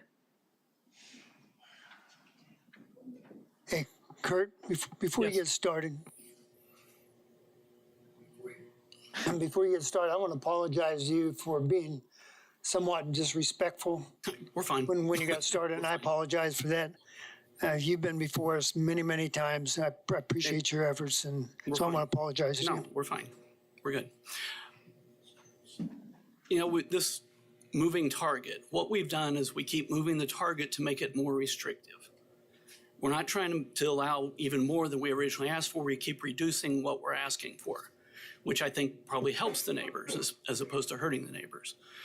You know, as far as whenever property gets zoned or gets annexed into the city, it's automatically SF5 zoning, which is what this is. But if you don't allow changes at times to SF5 zoning, then you're not going to have your commercial developments around or places for multifamily, which is needed everywhere. So, I mean, it's the way the system works is, you know, I mean, that's why we have a zoning, that's why we have a planning commission, that's why we have a zoning department, is because these things need to be considered at times. And sometimes zoning is better off changed or more appropriate. You can find appropriate uses that may not be SF5.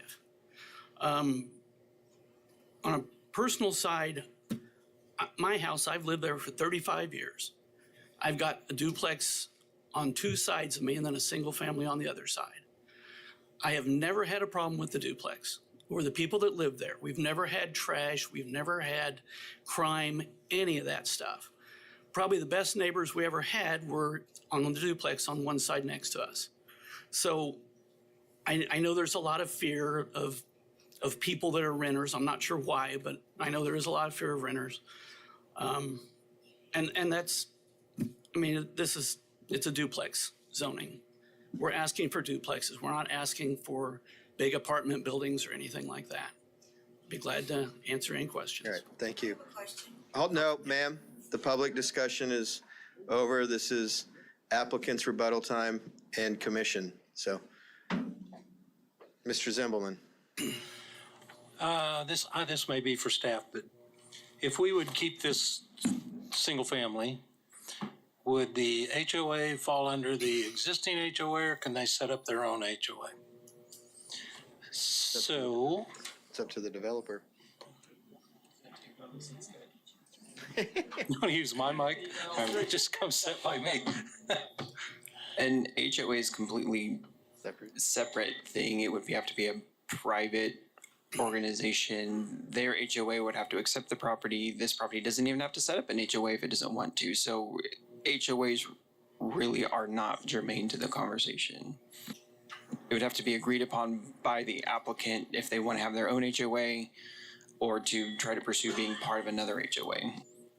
But if they can set up their HOA, they can say, we're going to build 1,000 square foot houses. Correct? They could, but that's out of the city's jurisdiction. What they do with private covenants is up to them. Right. So for you, I asked about the 2-story duplexes. The duplex boys calls those stackers, and it's like 2 boxes stacked on top of each other. They're, in my opinion, not that good looking. So are you calling a duplex one on the bottom, one on the top? Could be. A duplex would be 2 units. I don't know what they want to build as far as But the is a structure duplex- itself. But you can have, Folks, okay, and you people know what they want to do? I hey, don't. hey. So Let's keep it to the commission. What I'm asking is, if a duplex is one on the bottom, one on the top, if you're going to do 2, then how much space between the next one? I believe, well, that's a building issue as far as how much room you have to put between structures. Whether it's, no matter how you build the duplex, whether it's a single story or a multi-story, I think you have to have about 12 feet between structures. Yes. That's correct. Okay. But what I want everybody in here to know what that 2-story duplex looks like. And that's going to be probably the most beneficial one they can build. So. Commissioner Blick. Hey, Kurt, is the developer, is it the same one that built Clear Ridge Townhomes and then also Jackson Heights? Is it the same developer? It is? Okay. Steve Miller. Thank you. No relation. Commissioner Johnson, did you have a question? Okay. Do we have any other comments or? Seeing none, Commissioner Johnson, go ahead. I make a motion we deny the request. Second. Before we go any further, because I am going to have a substitute motion, I want to make sure I understood the language that the applicant had when they were talking earlier. What was that specific language that they were willing to reduce even further? The residential structure shall be limited to single family or duplex, Correct. and that would have to be not an MF 18, but that would have to be a TF3. 3? Yes. Okay. So I would like to make a substitute motion to approve with protective overlay 445, but changing item 1 to say residential structures limited to single family or duplex units. And I'm going to speak to that motion because, and I'll make it brief. We can. Yeah, we can. We have a second. Thank you. Commissioner Warren, thank you for that. So I served on the council for 9 years, as many of you know. And we had lots of zoning cases come before us for duplexes, single-family residential, multifamily. There is a sore need for affordable housing in this community. My mother lives in a triplex. There are bad actors in every neighborhood, people that don't take care of their single-family homes. And you all know them, you drive by their houses. To put a stigma on duplex owners or renters is atrocious. And I think there are some extremely nice duplex, triplex, quads, multifamily housing that exists throughout our city. I understand covenant requirements of HOAs, and I understand what you have in your single-family homes now, but that is not germane to this discussion of is this a proper use of this land. You could have very dense tract homes in single-family zoning right now that would not look anything close to your neighborhood. I think what the developer is asking for with the restrictions of the PO and the limits, especially now that they've asked to limit it to single family or duplex and are allowing that, I think that does give you some protection. And as far as the drainage issue, this is unplatted. That will be taken care of during platting. So that is my motion. That is why I'm voting that way. I would like to speak about my motion before. I think this is a unique situation with single family all around the site. I think people, when they built that, had the right to expect that to be single family. And I've always voted that way on this commission. There's other places in the community where duplex, and I lost a battle in my neighborhood, and it's all duplexes. But it was different. There was not single family on both sides of it or behind it. This is a unique situation, very well developed. Someone mentioned it had not been on the market for very long. I would certainly welcome an argument in the future that we've had it on the market for a number of years and it wouldn't sell. But I don't think we're there right now. Okay. Thank you. Commissioner Mader. Mine's mostly commentary too, in that we have zoning regulations so everybody can plan ahead, to provide for comfort for the city and to make people feel safe in what they're doing and where they're investing their money. Based on the strong, unified opposition by the neighborhood and the fact that they put great faith in this being single family and staying single family, I'm going to have to vote in that direction. Understood.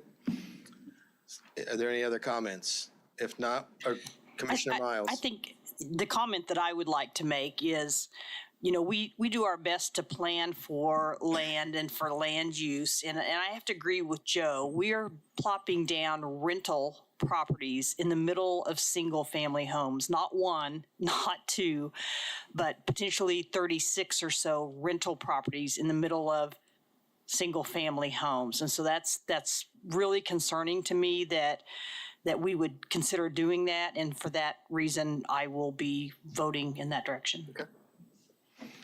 All right, so we have a substitute motion on the floor to approve with revised language for the protective overlay, and we have a second. So all in favor of the substitute motion, probably gonna have to raise your hands, just so we understand. So all in favor, raise your hand. We have 1, 2, 3.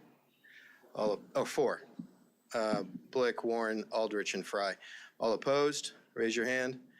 1, 2, 3, 4, 5, 6, 7, 8. So now we go back to the original motion to deny. Again, we'll go the same exercise. All in favor of the denial, raise your hand. 1, 2, 3, 4, 5, 6, 7, 8.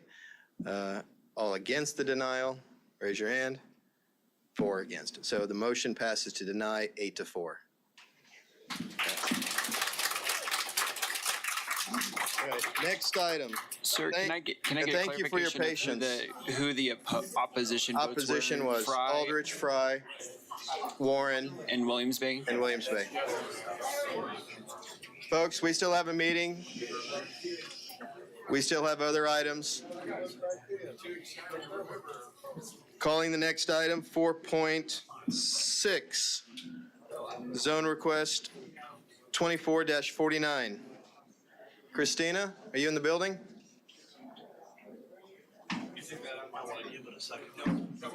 Yeah. Sir, Mr. Chair, we're actually on 4.7. 4.6 was taken on consent. Oh, yes, thank you. And I'll give it just a minute as people are filing out towards the stairs and the elevator. They're working their way out. They're just working through the hallway.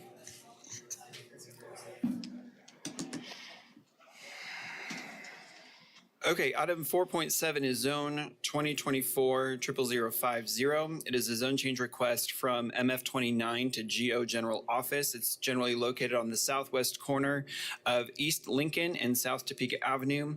The proposal is to construct a commercial parking area for the adjacent Child Advocacy Center, which is across the street, this building right here on South Topeka.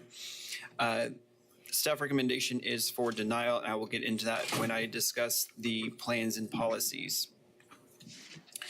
It's a 0.18 acre property. The aerial image you see here shows a single-family home and a duplex on the rear. Those buildings have been removed. This was at DAB 3 last night, and the agent for the applicant discussed that there had been a fire on the property, and that was one of the primary reasons to remove them.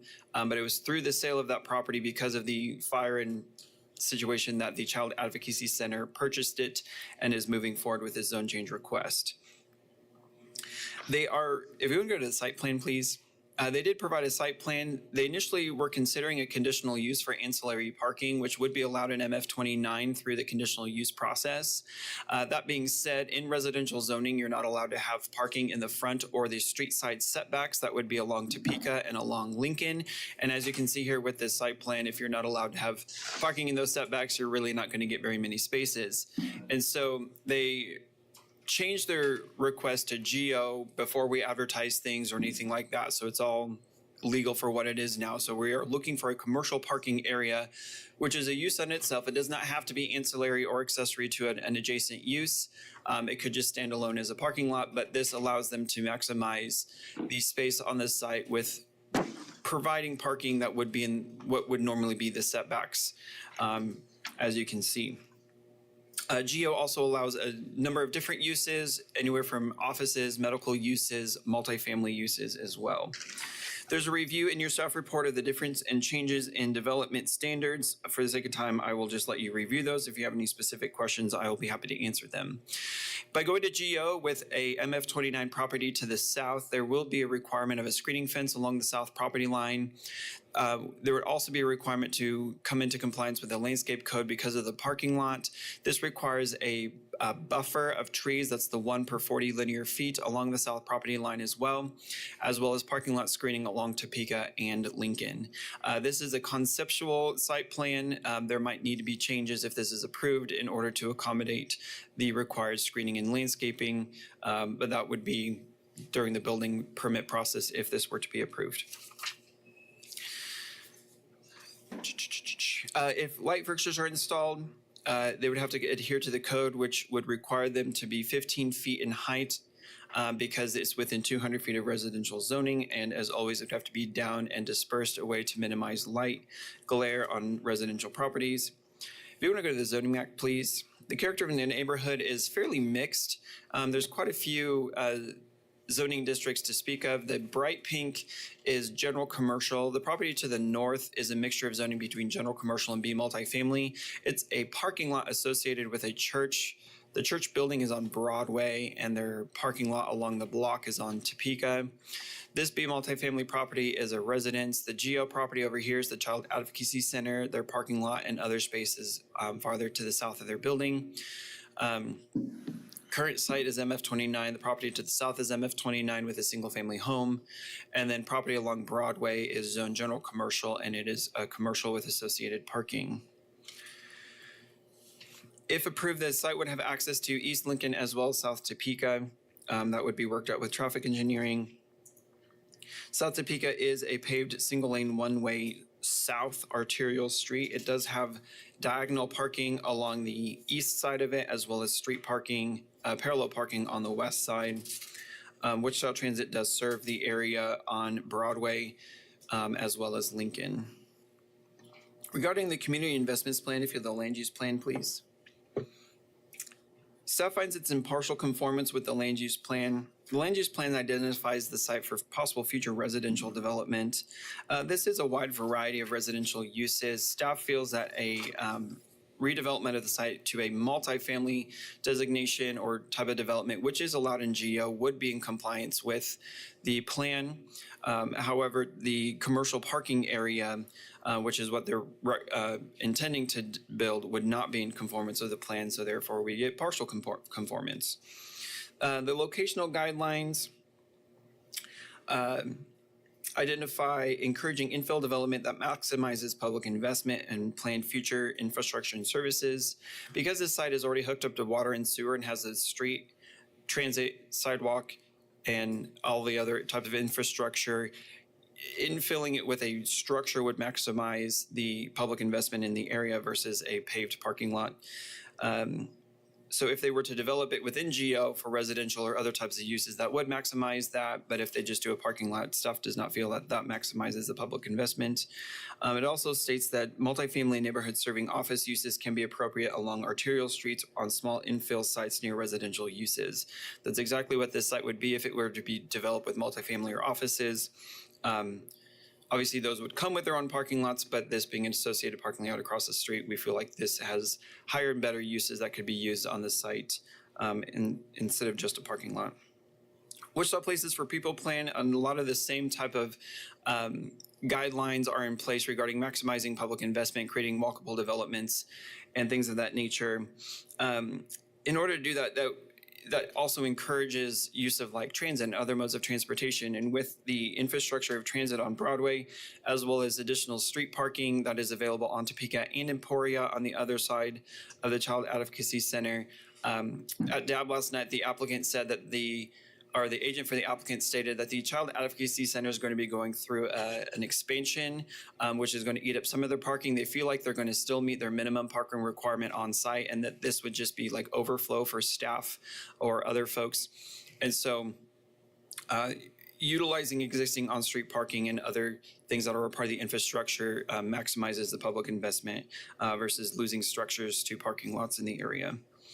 The South Central Plan, this property, that's the site item you see on the screen. Now, it identifies the site for low-density residential. They also indicate most desirable land uses and a commercial parking area is not specifically identified as something that's not desirable, but by doing a parking lot, it takes away from the ability for the site to be developed with a desirable land use according to that plan. Overall, staff is recommending denial. We have not heard any public comment. I had mentioned before that DAB heard this last night. They recommended approval of the parking lot, so approval of the zone change. And I can stand for any questions. Actually, we can go through site pictures real quick. This is looking north, kind of north-northwest away from the site. This is the church parking lot and the church on the north side of Lincoln. Next picture. This is kind of looking to the northeast. This is that B multifamily zone property. That's a single family home or a duplex. Next picture. This is looking southeast. The property in question is this one, but this is the Child Advocacy Center on the east side of Topeka. Next picture. This is looking south. The house that you see here is the house on the property south of it. They're pretty small lots, and so the area right in front of you is where the structures used to stand. It is a vacant lot at this time. Next picture. This is looking to the southwest. This is the alley that's behind the site. This is an undeveloped parcel in GC zoning, and then you have the commercial zoning and commercial development along Broadway. Next picture. And I can stand for any questions. All right, thank you, Philip. Any questions for staff? Commissioner Warren. Philip, what is the likelihood of this, or what would the development for this be if we don't use it as a parking lot? What would go in there? Well, if it doesn't get a zone change, is MF 29, which allows 29 dwelling units an acre. The unfortunate thing with the existing buildings being demolished, buildings could not be built as you see here because there was one directly on the property line with the alley. But they could possibly develop it with multifamily. I don't have the math in front of me of what 0.18 times 29 is for dwelling units, but possibly 3 to 4 dwelling units on the site in its current zoning. Thank you. Any other questions? Seeing none, thank you, Philip. We'll ask the applicant agent to come and name, address, and you have up to 10 minutes. Jay Cook, Boffman Company, 315 South Ellis. I move to approve so we can get out of here, beat the rush to dinner. Just kidding. Save the best for last, they say. I know Mr. Fry agrees with that. So Philip did a great job of what we want to do. The Child Advocacy Center is going into a capital improvement project where they are investing $10 million into the facility. going to be expanding to the south of what they have now. And in doing that, we're going to lose some of the existing parking. Like Philip said, last night I stated that we think with Hutton doing the design, we believe that we're going to meet the parking requirement, but just barely. So we want to make sure we have an opportunity for some overflow parking there. I wanted to go through a couple of the golden rules so you can have something if you agree with what I bring to the table here. The first golden rule that Philip stated perfectly, the zoning around it is a mixed bag, is a lot. You've got some residential, general commercial, which is a little more in intense commercial use, and then GO to the east there, which is the actual Child Advocacy Center. The usage, to just answer the question, at MF 29, put about 5 dwelling units on that, even though it's such a tiny lot. It'd be really hard. I don't know how you do it, but it is possible, which we don't think is a very good use for that. And rebuilding a house doesn't seem very plausible either. To the north of that is 2 acres of parking lot. We're just wanting to add just 0.18 more of a parking lot to help out with the overflow that could come from the Advocacy Center. The restrictions detrimentally affect nearby neighbors. Staff stated that light and noise could be an issue, but with the screening and light requirements, we feel that those impacts won't be felt by the neighbor to the south, and we haven't heard any complaints that they may have that issue. And then when we go to conformance with the plan, these are tough because there's 3 plans you're trying to conform with the capital improvement plan, or the community improvement plan, sorry. Their community investment plan, the Wichita People for Places for People, and the South Central Neighborhood Plan. It's tough to try to be in conformance with all of them, but that South Central Neighborhood Plan, if you go back to that last slide there that you were on, we're not really in conformance with that now. As a single residential or low density residential, which the land use categories in the South Central Plan state that it's mainly for single family dwellings or possibly developed at a gross density of less than 10 units per acre. We're not really in compliance with that as it is. So the question that I have and what I want to bring to you all is, there may be, as Philip said, higher or better uses for this, but is it more practical use? On a 4-lane arterial street, having a single family home put back there, not a lot of space for that. This seems like a more practical use, and as the ownership of the property has come under the Child Advocacy Center, we feel like this is probably a more practical way to do that. Just to give you a little background, if you don't know about the Advocacy Center, it's for children who have experienced abuse, and that abuse can come from the home, from family, from neighbors, anything like that. The building does not only hold the Children Advocacy Center, but it also houses the Wichita Police Investigative Unit for Child Crimes, and that's a mouthful. So the addition that we're going to be doing is going to be to be able to expand services to both of those. And one of the reasons why we want to make sure our parking is just right, and if you'll go back to the aerial, I really appreciate that. The main reason why we want to make sure our parking is just right and we have the opportunity to throw some overflow parking to the west is, if a child is brought in who has suffered from abuse, they're brought in on the east side, a victim. They bring the suspect or the individual that is in question of causing said abuse on the west side. We do that to try to keep any additional trauma from affecting that specific child.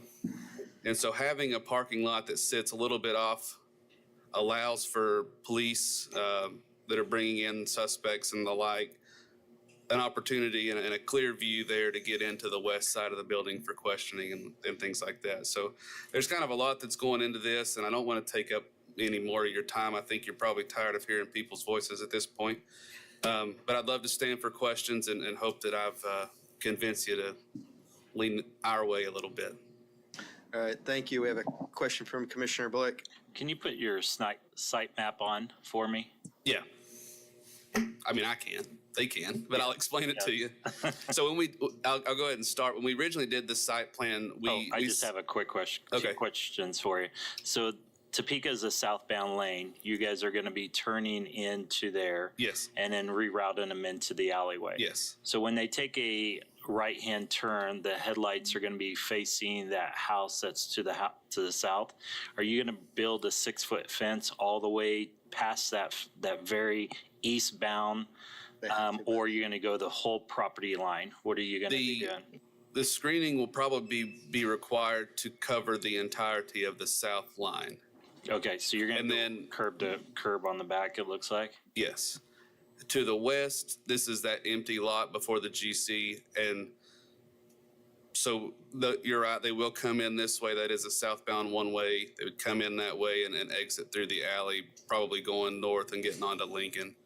And then that answers the first one. Second question is, are you going to maintain that alley? Are you going to do snow removal? So, because if you're pushing them in that alleyway, are you going to clear out that alleyway also, be responsible for it, or is that a city responsibility if you're pushing it's a cars out paved alleyway, so I'm not sure the responsibility, and staff is not having very confident faces right now. Because So otherwise they're going to be landlocked in there. Alleyways are, you can petition with the city to get it improved, but in terms of maintenance, there's really not much that's done on the city's part. Now, would that exclude you from going in there and having a plow run through it? Well, maybe, but I don't think it would, but I've deferred to street. That's my only concern is you're pushing them into that area. And I would think that in order to keep, this may be an employee overflow parking, so you don't want to have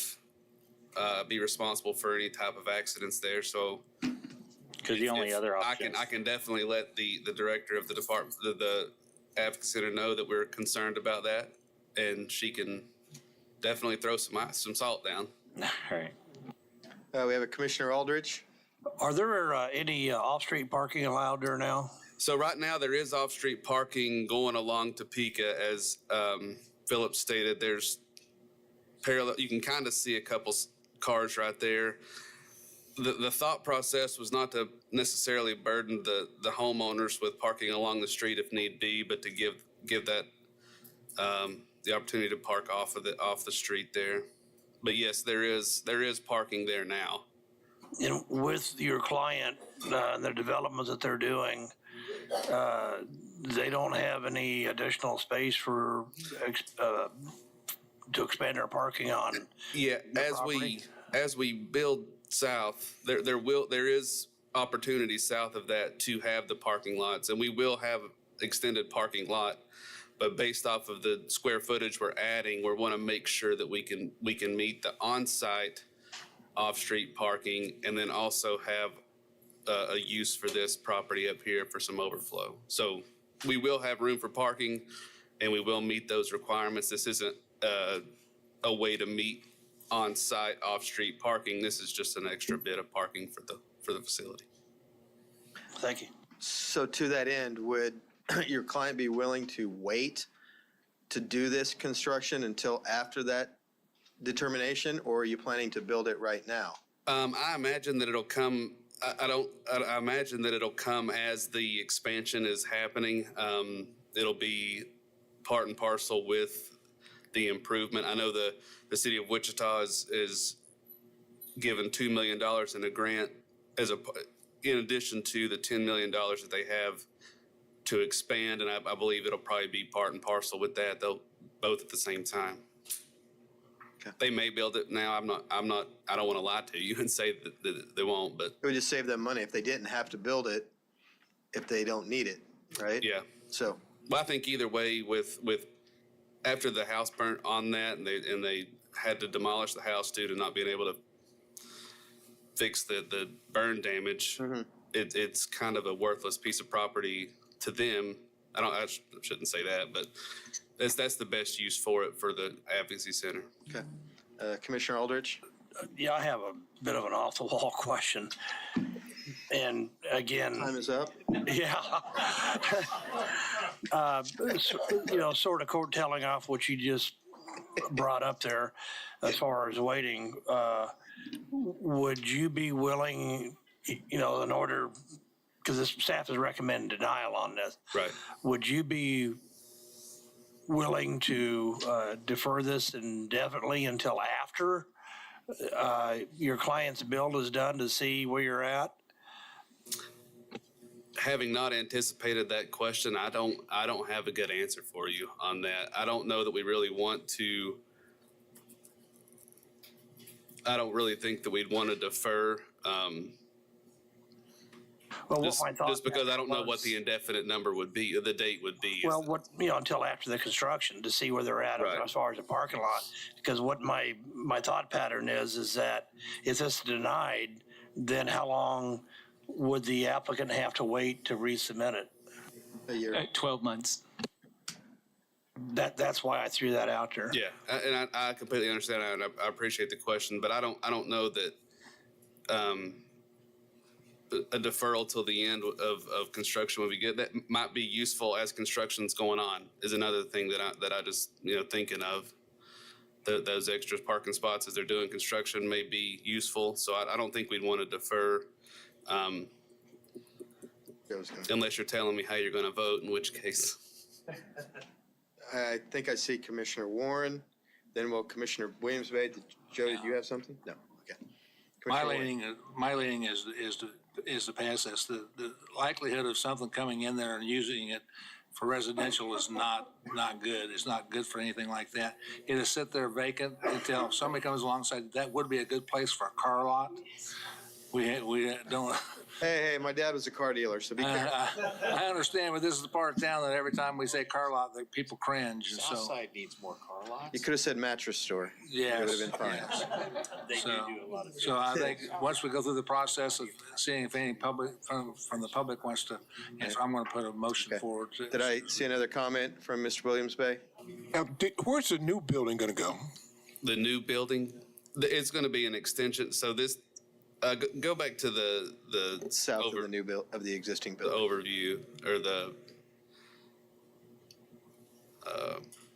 satellite image. I don't know how to. Going to be a new building. It's going to be an It's not going to addition. be. It's going to be a little bit of both, probably an extension of the existing building. There may be some new aspects to it, but it's just basically going to be an extension of what's already there. It'll be taking up some parking Yeah, spaces. yeah. All right. Thank you. Are All you right, done, thank you so Jay? much. All right. See if there's any public speakers remaining that want to speak on this. Seeing none, there would be no opportunity for rebuttal. No, you've had your time. Bring it back to the board for consideration. I'd move to approve the general office zoning request. Second? And do we need to add anything as relates to the screening or?